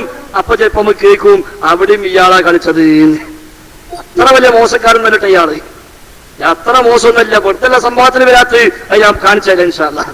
അപ്പൊ ഏതായിരുന്നാലും അന്ന് പറഞ്ഞ മറുപടി ആരെങ്കിലും ഒരാൾ പറഞ്ഞു ഈ മറുപടി ശരിയായില്ല, ജിന്ന് സഹായിക്കുന്നു, മലക്ക് സഹായിക്കുന്നു.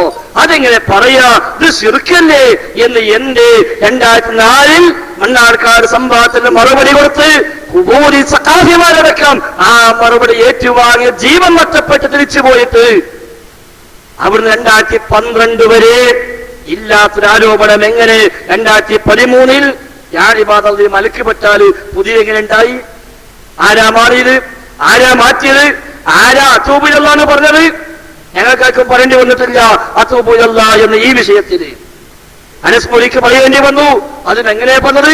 ഞാനോ ഹനീഫ് കായക്കുലയോ അബ്ദുറഹ്മാൻ സലഫിയോ ഈ വിശ്വാസം പോയിട്ടുണ്ടെങ്കിൽ അത്തൂബുലല്ല, ഞാൻ തൗബ ചെയ്യുന്നു. അതെങ്ങനെ 3 ആൾ വിശ്വാസം പോയില്ല തൗബ ചെയ്യലാ?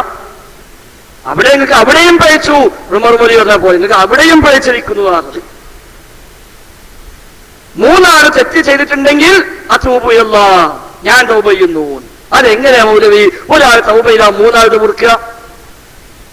ഇത് ഒരാൾ തന്നെ മുറിക്കാൻ പറ്റിയ തൗബല്ല ആ ചെയ്തത്. എന്നിട്ടാ പിന്നെ 3 ആൾക്കും കൂടി ഒറ്റ തൗബ ആവട്ടെ.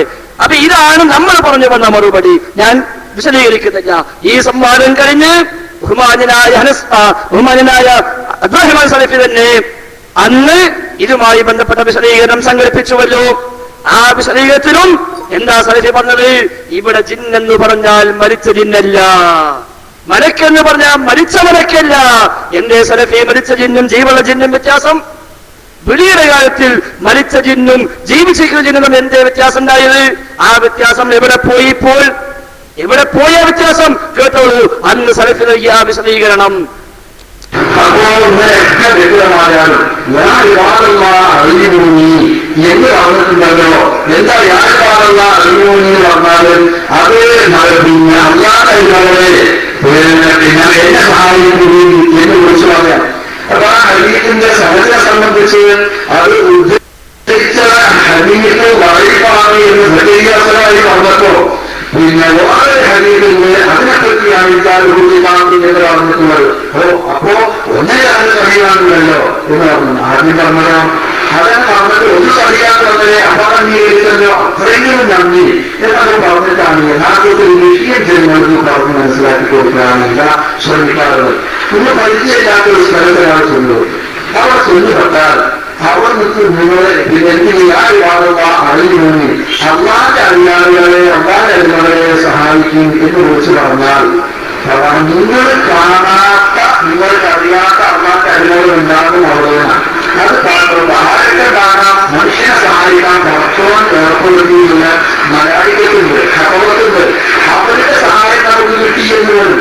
ഇതേപോലെ തന്നെ പരിചയമില്ലാത്ത ഒരു സ്ഥലത്ത് ചെന്നുപെട്ടു. ആരും നോക്കിയിട്ട് കാണാനല്ല. പക്ഷെ ആരെങ്കിലും ഇടാൻ മതി. ആ മതിയോ പറഞ്ഞ ഒരാളെ വിളിച്ചു നിർമ്മിച്ചാൽ അല്ലെങ്കിൽ വിളിച്ചൊരു സഹായം ആവശ്യപ്പെട്ടാൽ ഇയാൾക്ക് അറിഞ്ഞുകൂടാത്ത ഇയാളെ കാണാത്ത ഏതെങ്കിലും മനുഷ്യന്മാരെ സഹായം കിട്ടുന്നത്. ഇത് എന്ത് കണ്ടാലും ഏത് കേട്ടാലും അതൊക്കെ മനുഷ്യരാണ്, അതൊക്കെ മനുഷ്യരിലാണ്. മനുഷ്യர்களுക്കും മനുഷ്യരെ വിളിക്കലാണ്, അവരോട് പ്രാർത്ഥിക്കലാണ് എന്ന് എന്തിനാണ് അർത്ഥം കൊടുക്കുന്നത്? അങ്ങനെ എന്തെങ്കിലും ഇതിന് അർത്ഥം പറഞ്ഞിട്ടുള്ളത്. നേരെ മറിച്ച് ഇവിടെ തന്നെ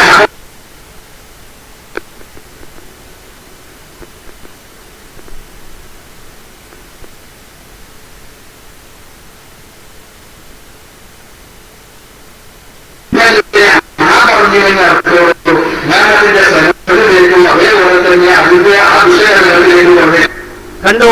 ഈ വിളി കേൾക്കുന്ന ജിന്നുണ്ടാകും, ഈ വിളി കേൾക്കുന്ന മലക്കുണ്ടാകും, മരിച്ച ജിന്നല്ല. എന്തേ മരിച്ച ജിന്നും ജീവുള്ള ജിന്നും വ്യത്യാസം? ഇപ്പൊ വ്യത്യാസം എവിടേക്കേ പോയി? ഇപ്പോഴോ ജിന്ന് പറ്റാത്തത് ശിർക്കായി, ജിന്ന് പറ്റാത്തത് ശിർക്കായി. എല്ലാം അഭൗതികമാണ്, എല്ലാം അദൃശ്യമാണ് എന്നിടത്തല്ലേ പിന്നെത്തിയത്? അങ്ങനെ പിന്നെ പറഞ്ഞൊപ്പിച്ചത്. അതിന്റെ ദുരന്തം എന്താ? പ്രാർത്ഥനയ്ക്ക് ഇത്രയും കാലം പല നിർവചനമെന്തോ അവിടുന്ന് പിറകോട്ട് പോയി. വായിച്ചല്ലോ ഇവിടെ എഴുതിയത് ജിന്നും മലക്കും അഭൗതികമാണെന്ന് ബുദ്ധിയും വകതിരിവുമുള്ളവർ പറയുക ഇല്ല. 2007 കരവും പോയി. അതേ വിചിന്തനത്തിന് 2013 ആയപ്പോൾ ജിന്നും മലക്കും ഭൗതികമല്ല, അഭൗതികം തന്നെ. 2007 അഭൗതികാന്ന് ബുദ്ധിയുള്ളവൻ പറയില്ല. 2013 ഭൗതികമല്ല, അഭൗതികം തന്നെ. ഈ മാറ്റം എവിടുന്ന് വന്നു? മാത്രമല്ല ഈ ഒച്ചപ്പാടും ബഹളും തുടങ്ങിയപ്പോൾ KKP അബ്ദുള്ള എന്ന് പറയുന്ന മലവൂരി ചാരൻ അദ്ദേഹത്തെ ഉപയോഗിച്ചുകൊണ്ട് അബ്ദുറഹ്മാൻ സലഫി ഈ കളിയെല്ലാം കളിക്കുന്ന സമയത്ത് ആ KKP അബ്ദുള്ളയ്ക്ക് ഖണ്ഡനം എഴുതിക്കൊണ്ട് ഇസ്ലാഹി മാസികയിൽ ലേഖനം വന്നു. അത് MPA ഖാദർ കരൂം പോയി ഒക്കെ എഴുതിയത് മൂപ്പര, എല്ലാം മൂപ്പര എഴുതിയത്. എന്തല്ല മോളെ കെട്ടിച്ച ശേഷം പിന്നെ മൂപ്പർക്ക് ചെറിയ മാറ്റം, എന്താ സംഗതി നമുക്ക് മനസ്സിലായിട്ടില്ല. ആയിക്കോട്ടെ, പ്രാർത്ഥനയും നിർവചനങ്ങളും പുതിയ വസ്വാസുകളും ഇതെന്നാ എഴുതിയത്? 2012 മാർച്ച് ഈ ഒച്ചപ്പാടും ബഹളൊക്കെ തുടങ്ങിയതിനു ശേഷം അന്ന് മൂപ്പർ എന്താ എഴുതിയത്? ഇവിടെ സുന്നിയാള് പുതിയ കുറെ വസ്വാസ് ഉണ്ടാക്കിയിട്ടുണ്ട്, അത് KKP അബ്ദുള്ള ഏറ്റുപാടി നടക്കുന്നുണ്ട്, അതൊക്കെ കളവാണ് എന്ന് പറഞ്ഞിട്ട് ഇയാളെ കളവ് ഒന്ന്. സൃഷ്ടികളുടെ കഴിവുകൾക്ക് അപ്പുറമുള്ള കാര്യങ്ങൾക്ക് അഭൗതിക കാര്യമെന്നും കാര്യകാല ബന്ധങ്ങൾക്ക് അപ്പുറമുള്ള കാര്യങ്ങളും എന്ന നിർവചനം പുതിയ കണ്ടുപിടുത്തമാണ്. അതാണ് ഒരു കളവായിട്ട് എഴുതിയത്. സൃഷ്ടികളുടെ കഴിവിന് അപ്പുറമുള്ളതാണ് അഭൗതികം എന്നത് പുതിയ കണ്ടുപിടുത്താണ് എന്ന് KKP പറഞ്ഞു. അതിന് മറുപടി എന്താ? മറുപടി പ്രാർത്ഥന നിർവചനവും അതിലെ അദൃശ്യ മാർഗവും അഭൗതികവുമാണല്ലോ പ്രശ്നം. ഇവിടെ മനുഷ്യരുടെ മാത്രം കഴിവുകൾക്ക് അതീതമായ കാര്യങ്ങളിൽ ഉള്ള അപേക്ഷ എന്ന് പരിമിതപ്പെടുത്തി പറയുന്നതിന് അപകടം ഗുരുതരമാണ്. മനുഷ്യന്മാരെ കഴിവിന് അപ്പുറമൊക്കെ പ്രാർത്ഥന എന്ന് പറഞ്ഞാൽ അതിന്റെ അപകടം ഗുരുതരമാണ്. സ്വലാഹി പറഞ്ഞാലും ഇല്ലെങ്കിലും സൃഷ്ടികളുടെ എല്ലാം കഴിവുകൾക്ക് അപ്പുറമുള്ള കാര്യങ്ങൾ അഭൗതികവും കാര്യകാല ബന്ധങ്ങൾക്ക് അപ്പുറമുള്ള അള്ളാഹുവിന്റെ മാത്രം കഴിവുമാണെന്ന കാര്യത്തിൽ മുസ്ലിം ലോകത്ത് തർക്കമില്ല. സൃഷ്ടികളുടെ എല്ലാം കഴിവിന് അപ്പുറമുള്ളതാണ് അഭൗതികം, അത് അള്ളാഹ്ക്ക് മാത്രമുള്ളതാണ്, അത് മുസ്ലിം ലോകത്ത് തർക്കമില്ല. അപ്പൊ ഈ കരുവമ്പോ എന്നുള്ള നാട് മുസ്ലിം ലോകത്ത് ബന്ധമുള്ളതൊന്നുമല്ലേ? എന്നിട്ടോ കഴിഞ്ഞിട്ടില്ല.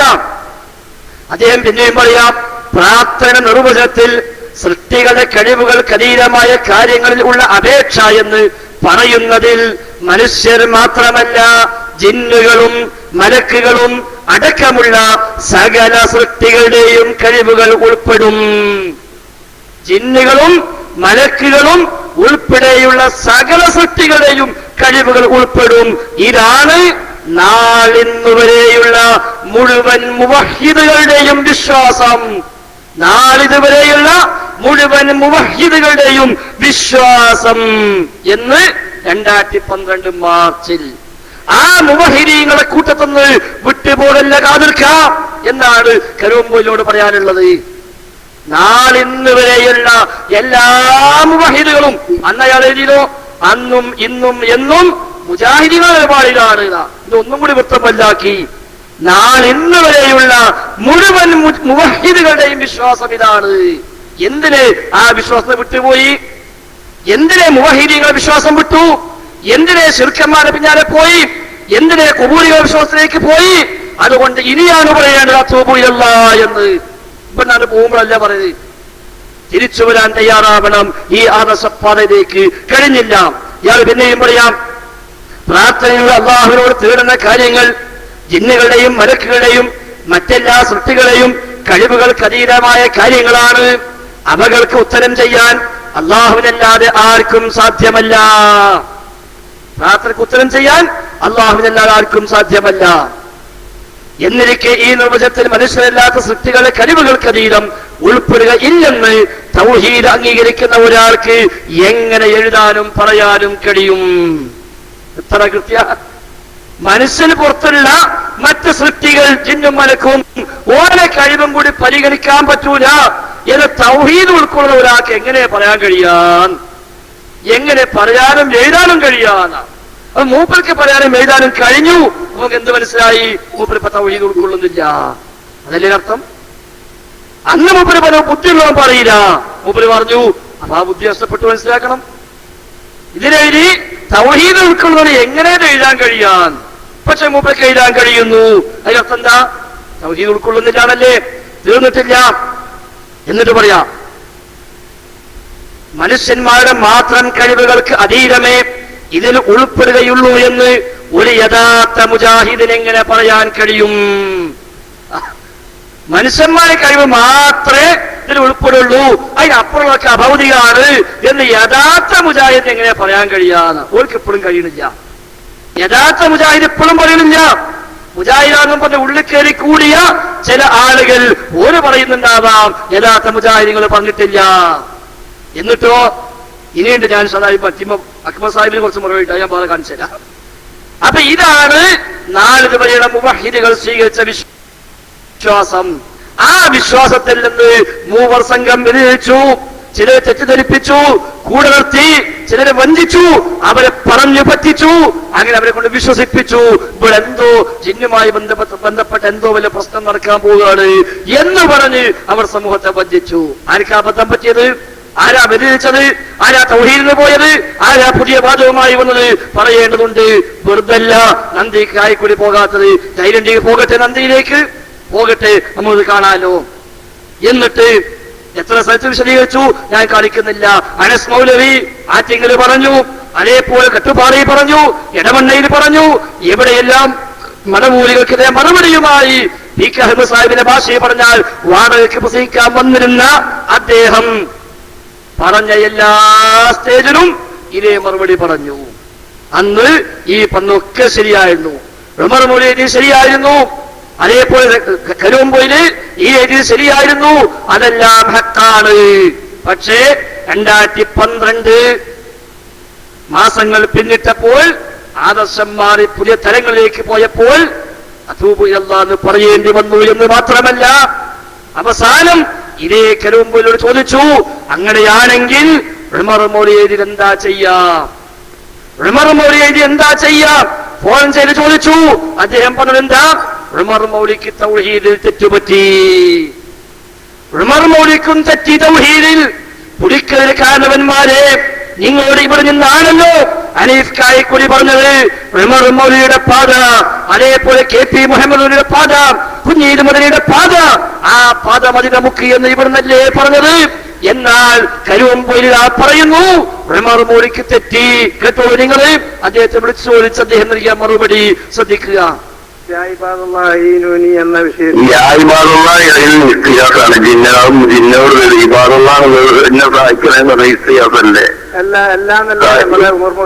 അല്ലല്ല നമ്മൾ വേറെ പറഞ്ഞു. സഹായിക്കാൻ ആരെയും കാണാതെ അത്യധികം വിഷമം, ആരെയും കാണാതെ ഇന്ന സഹായിക്കണ ആരോടും ഇന്നോടാണല്ലോ തീർന്നത് എന്ന് വിളിച്ചാൽ നിങ്ങൾ പറയുമ്പോൾ കേൾക്കണം. ആരെയും കാണില്ലെങ്കിൽ അള്ളഹാനോടാ പിന്നെ വിളിക്കാൻ. അള്ളാഹുവിന്റെ മലക്കുകളും ജിന്നുകളും ആ ഗതിമുട്ടിയ മുഅ്മിനിനെ സഹായിക്കാൻ വന്നെത്തുമെന്ന് പ്രതീക്ഷിക്കാം. പക്ഷെ അത് വൈഫാണെന്നും ആ പ്രതീക്ഷിക്കാന്നുള്ള ആശയം കിട്ടാൻ ഹദീസ് വൈഫാണെന്നും പറഞ്ഞു.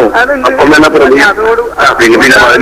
പിന്നെ അതുകൊണ്ടാണല്ലോ പിന്നെ പ്രതീക്ഷകൾ കിട്ടൂലോ. അതിന്റെ ഹദീസിന്റെ ആശയം മൂപ്പരെല്ലാം പാലത്ത് എഴുതി അതിന്റെ ആശയം കിട്ടുന്ന ഹദീസ് വൈഫാണെന്നും പറഞ്ഞാൽ പിന്നെ ഒരു ആശയം പിന്നെ അതിന് നമുക്ക് കിട്ടാനില്ലല്ലോ. ജിന്നയില്ല ഉമർ മൗലവി അല്ലേ നമ്മളത്. നമ്മൾ ഹദീസിന് ഉമർ മൗലവിക്ക് നമ്മൾക്ക് ഒരു തത്വമുണ്ട്. വൈഫ് ഹദീസിന് നമുക്ക് ആശയം കിട്ടൂല. ഒന്നും വേണ്ട, നമ്മളൊന്നും എടുക്കണ്ട. പക്ഷെ അതിൽ നിന്ന് വന്നൊരു തത്വമാണല്ലോ മൂപ്പര് പറഞ്ഞിരിക്കുന്നത്. അതിനും വൈഫിനൊരു തത്വവും കിട്ടൂല. അങ്ങനെയാണെങ്കിൽ മൂപ്പര് എന്താ ആദ്യം പറയേണ്ടത്? ഹദീസിൽ ദുർബലമാണ് മൂപ്പര് പറഞ്ഞ മൂപ്പര് ആ ബാക്കിയുള്ളവരൊക്കെ അതിന്റെ മുമ്പ് പറഞ്ഞൊക്കെ ഇപ്പൊ നിങ്ങൾ തക്ലീദ് ചെയ്യുന്നതാണ്. അല്ലല്ല, തക്ലീദല്ല. ഈ വൈഫാണ് പറഞ്ഞാൽ പിന്നെ മനസ്സിലായില്ല. ഉമർ മൗലവിക്ക് തൗഹീദ് മനസ്സിലായാൽ നോക്കിയാൽ നിങ്ങൾ ഞാൻ തൗഹീദീകരിച്ച് അല്ല, അങ്ങനല്ല. നമ്മൾ ഇവനെ തഫ്സീറിന് തൗഹീദ് ഇരുന്നില്ലേ? അല്ല, അതല്ല. അല്ല ഇവന് തഫ്സീറിന് ഇരുന്നില്ലേ? ഇവന് തഫ്സീറിന് ഇരുന്നില്ലേ? അല്ലല്ല, നിങ്ങളിപ്പോ ഒരു ഉമർ മൗലവിയുടെ വലിയ നമ്മളെ നിങ്ങളിപ്പോ പ്രവാചകനായിട്ട് ഉമർ മൗലവി എന്ന് പറഞ്ഞാൽ ഉമർ മൗലവിക്കൊക്കെ പല കാര്യത്തിലും പല തെറ്റുകളും തൗഹീദിന്റെ വിഷയത്തിൽ തന്നെ കണ്ടോ? ഉമർ മൗലവിക്ക് പല വിഷയത്തിലും തെറ്റുപറ്റിയിട്ടുണ്ട്, പലതിലും തെറ്റിയിട്ടുണ്ട്. ഉമർ മൗലവിക്ക് തൗഹീദിൽ തെറ്റുപറ്റി എന്ന് പറയാൻ ഇല്ല. ആ ഉമർ മൗലവിയുടെ പാത സ്വീകരിച്ച, ആ ഉമർ മൗലവിയെ ഇന്നും സ്നേഹിക്കുന്ന, ആ ഉമർ മൗലവിക്ക് വേണ്ടി ഇപ്പോഴും പ്രാർത്ഥിക്കുന്ന മുജാഹിദുകൾ സമ്മതിക്കില്ല. ഇത് വല്ലാത്ത അപരാധമാണ്. ഒരു പുതിയ വാനം കൊണ്ടുവന്നിട്ട് അത് മുജാഹിദുകളെ കെട്ടിവെച്ച് അത് വിജയിക്കാതെ പോയപ്പോൾ ഉമർ മൗലവിക്ക് തെറ്റുപറ്റിയത്രേ. ഉമർ മൗലവിക്ക് തൗഹീദ് മനസ്സിലായിട്ടില്ലത്രേ. ആർക്കാ മനസ്സിലായത്? കരുവമ്പോയില് ഉമർ മൗലവിക്ക് തിരിഞ്ഞിട്ടില്ല. കെ എം മൗലിക്കോ ഏതായാലും തിന്നിട്ടില്ല. എന്താ കാരണം? നമ്മൾ ഏറ്റവും വായിച്ചു കെ എം മൗലി എഴുതിയത്. എങ്കിൽ കരുവമ്പോയിൽ താങ്കൾ എന്തിനാ അന്ന് എഴുതിയത്? താങ്കൾ എന്തിനാ ഇതെഴുതി? കഴിഞ്ഞ കൊല്ലം, കഴിഞ്ഞ വർഷമാണല്ലോ താങ്കൾ ഇസ്ലാഹിൽ എഴുതിയത്. ജിന്നിന്റെയും മലക്കിന്റെയും എല്ലാം കഴിവിനപ്പുറത്തുള്ളതാണ് അഭൗതികം എന്നല്ലാതെ മറ്റൊരു മറുപടി ഒരു മുജാഹിദിന് പറയാൻ കഴിയില്ല. ലോകത്തെ മുഴുവൻ മുഅ്മിനീങ്ങളെയും മറുപടിയിലാണ് എന്ന് കഴിഞ്ഞ കൊല്ലം മാർച്ചിലല്ലേ താങ്കൾ എഴുതിയത്. ആ പാത ഒഴിവാക്കിയിട്ട് പുതിയ വഴിയിലേക്ക് പോയപ്പോ ഉമർ മൗലിക്ക് തെറ്റിയെന്നു, കെ എം മൗലിക്ക് തെറ്റിയെന്നു, കെ പി മുഹമ്മദ് മൗലിക്ക് തെറ്റിയെന്നു, കുഞ്ഞീര് മൗലിക്ക് തെറ്റിയെന്നു, ഇത് രേഖപ്പെടുത്തിയ മുഴുവൻ പണ്ഡിതന്മാർക്കും തെറ്റുപറ്റിയെന്നു. എന്നിട്ട് നിങ്ങൾ 4 or 5 ആൾക്ക് മാത്രം തൗഹീദ് തിരിഞ്ഞുവെന്നു. ഇല്ല, മുജാഹിദുകൾ സമ്മതിക്കില്ല, മുജാഹിദുകൾ സമ്മതിക്കില്ല. ഈ വാദം കൊണ്ടുവന്നപ്പോൾ ഇനി എന്തൊക്കെയാ തിരുത്തേണ്ടി വരാം? എല്ലാം തുടക്കം മുതലേ മാറ്റി എഴുതേണ്ടി വരും. അതിന് തുടക്ക നമ്മൾ പുളിക്കൽ കേട്ടത്, അതിന് തുടക്ക പുളിക്ക കേട്ടത് കേൾക്കാൻ അല്ലാഹുവിന് കഴിയുമെന്ന് പറയേണ്ടി വന്നതിന്. എന്തുകൊണ്ട്? ഈ മാറ്റമാണ്, ഈ വ്യതിയാനമാണ് നിങ്ങളെ കൊണ്ട് പറയിപ്പിച്ചത്. അക്ബർ സാഹിബ് എഴുതിയില് എന്താ എഴുതിയത്? നെഞ്ചോട് ചേർത്ത് വെക്കുക നമ്മുടെ തൗഹീദ് എന്ന പേരിൽ അദ്ദേഹം ഇറക്കിയ ഒരു ലഘുലേഖ.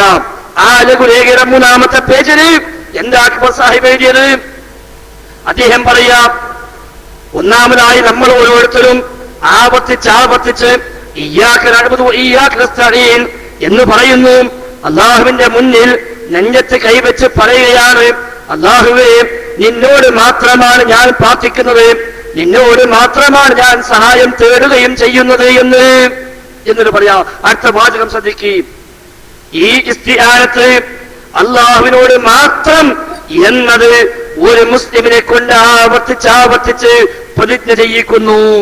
അല്ലാഹുവിനോട് മാത്രം ചെയ്യേണ്ട ഈ കാര്യത്തിൽ നിന്ന് ദൃശ്യലോകത്ത് നമ്മൾ കാണുന്ന മനുഷ്യനെ അതിൽ നിന്നൊഴിവാക്കിയിരിക്കുന്നു. ഇന്നാ ലില്ലാഹി വ ഇന്നാ ഇലൈഹി റാജിഊൻ. എന്താ പറഞ്ഞത്? അല്ലാഹുവിനോട് മാത്രം നിർവഹിക്കേണ്ടുന്ന ഈ ഇസ്തിആനത്തിൽ നിന്ന് ദൃശ്യലോകത്ത് നമ്മൾ കാണുന്ന മനുഷ്യന്മാർ ഒഴിവാണ്. അഥവാ മനുഷ്യന്മാരോടുമാകാം അള്ളാഹിനോടുമാകാം. ഇതല്ലേ അക്ബർ സാഹിബ് പണ്ട് മുസ്തഫ ഫൈസി പറഞ്ഞത്? ഈ ആകാശത്തിന് മാത്രം അർത്ഥം വെക്കണ്ടാണ്. അന്ന് എന്തിനെ പിന്നാലെ കൂടി അവരെ എന്തിനെ ബഹളുണ്ടാക്കി? അയാൾ പറഞ്ഞു മാത്രം അർത്ഥം വെക്കണ്ട. ഇപ്പൊ അക്ബർ സാഹിബ് പറഞ്ഞതോ അള്ളാഹിനോട് മാത്രമല്ല, ദൃശ്യലോകത്തുള്ള മനുഷ്യന്മാരതിന് ഒഴിവാണ്. ഇതെന്തിനാ എഴുതിയതറിയോ? അദൃശ്യ ലോകത്തുള്ള ജിന്ന് ഒഴിവല്ല എന്ന് പറയാൻ വേണ്ടി. അദൃശ്യ ലോകത്തുള്ള ജിന്ന് ഒഴിവായിട്ടില്ല, അതുകൊണ്ട് ജിന്നിന് വ്യത്യാസമാണ്, ഇൻസിന് വ്യത്യാസമല്ല എന്ന് പറയാൻ വേണ്ടി. പക്ഷെ സാധാരണ ഈ ആദിവാസി പെണ്ണേക്ക് ഒരു സ്വഭാവം ഉണ്ടെന്ന് പറഞ്ഞേക്കാം. ആദിവാസി അല്ലാത്ത ഏതെങ്കിലും മനുഷ്യന്മാരെ പുറത്തുനിന്ന് വന്നാല് ഒരിക്കൽ വലിയ കാണാൻ വലിയ മടിയാ. അതുകൊണ്ട് ഒരു മുഖം പൊത്തും. അപ്പൊ മുഖം പൊത്ത ഒന്നും കാണാൻ ഞാൻ ഉടുത്ത തുണിയുടെ പൊന്നിച്ചിട്ട് മുഖം പൊത്തുന്ന എന്നാ പിന്നെ കാണുകയാണ് ഓരോ വെപ്പ്. അതിലും വലുത് അങ്ങേപ്പുറത്ത് കാണുന്നുണ്ടാവും. ഈ പണിയാ ഇപ്പൊ അക്ബർ സാഹിബ് ചെയ്തത്. ജിന്നിനോടുള്ള ഏത് ചോദ്യവും ശിർക്കാക്കി തീർക്കാൻ വേണ്ടി തുനിഞ്ഞിറങ്ങിയപ്പോൾ എന്താ വന്നത്? ഇയ്യാകനസ്തൈലം മാത്രം പോയി. ഇയ്യാകനസ്തൈലം മാത്രം പോയി. ഞാൻ ചോദിക്കട്ടെ, അക്ബർ സാഹിബിന് സ്നേഹസംവാദവുമായി സമൂഹത്തിലേക്ക് ഇറങ്ങാൻ കഴിയുമോ? അദ്ദേഹം ഇറങ്ങുമ്പോ വരും ഒരു അമ്മയുടെ ഭക്തൻ. ഓൻ പറയും, ഞാൻ അമ്മയോട് തേടുന്നത് നിങ്ങൾ ഈ ലഘുലേഖ പ്രകാരമാണ്. എന്താ കാരണം? നീ പറഞ്ഞെന്താ? ദൃശ്യലോകത്തുള്ള മനുഷ്യൻ ഇതിനൊഴിവാണ്. അമ്മ ദൃശ്യലോകത്താണ്, അമ്മ മനുഷ്യനാണ്, അതുകൊണ്ട് അമ്മയോട് തേടുന്നു. അത് ശിർക്കല്ലാതെ ആയത്തുകൾ കൊടുത്തിട്ടുണ്ട്, വെറുതല്ല. ആയത്താ കൊടുത്തത്. ഏതായത്ത് കൊടുത്തത്? അയാൾ പറയാം, പരിശുദ്ധ ഖുർആനിലെ വതആവനു അലൽ ബിർരി വത്തഖ്വ വലാ തആവനു അലൽ ഇസ്മി വൽ ഉദ്വാൻ എന്ന വചനത്തിൽ നിന്ന് അവിടെ നിങ്ങൾ മനുഷ്യർ തമ്മിലുള്ള സഹകരണത്തെ കൃത്യമായി മാറ്റി നിർത്തി. അല്ലാഹു അതാർക്കും അറിയുന്നതാണ്. കണ്ടങ്ങള് രണ്ടായത്തെ ദുർവ്യാഖ്യാനിച്ചത്. ഒന്ന് ഇയ്യാക നഅ്ബുദു വ ഇയ്യാക നസ്തഈൻ. ആ ആയത്തെ നിങ്ങൾ ദുർവ്യാഖ്യാനിച്ചു, മാത്രം ഒഴിവാക്കി. അല്ലാഹുവിലേക്ക് മാത്രം പോകേണ്ട ഇസ്തിആനത്ത് മനുഷ്യന്മാരിലേക്കുമാകാമെന്ന് നിങ്ങൾ എഴുതി വെച്ചു. ഞങ്ങൾ വിശ്വസിക്കുന്നു ആ ഇസ്തിആനത്ത് നേരെ മുന്നിൽ കാണുന്ന ഒരു മനുഷ്യനോട് നടത്തിയാലും ശിർക്ക് തന്നെയാണ്. അതാ ആ ഇസ്തിആനത്ത് വേറെയാ, മറ്റത് വേറെയാ. അതിനല്ലേ അഭൗതികമായ സഹായത്തേട്ടം എന്ന് പറഞ്ഞത്? അഭൗതികമായ സഹായത്തേട്ടം മുന്നിൽ കാണുന്ന മനുഷ്യനോട് പറ്റുമോ? നേരെ മുന്നിൽ കാണുന്ന കല്ലിനോട് തേടിയാൽ ശിർക്കല്ലേ? എന്റെ കാര്യം ദൃശ്യലോകത്തല്ലാഞ്ഞിട്ടാ അല്ലല്ലോ. ഈ എന്ന ഇസ്തിആനത്ത് റഹ്മാനായ റബ്ബിനോട് മാത്രം, ഒരു പടപ്പിനോടും പറ്റില്ല. ഞങ്ങൾ പറഞ്ഞ വിശ്വാസമല്ലേ? കരുവമ്പോയില് പറഞ്ഞുതരും. എന്താ കരുവമ്പോയില് എഴുതിയത്?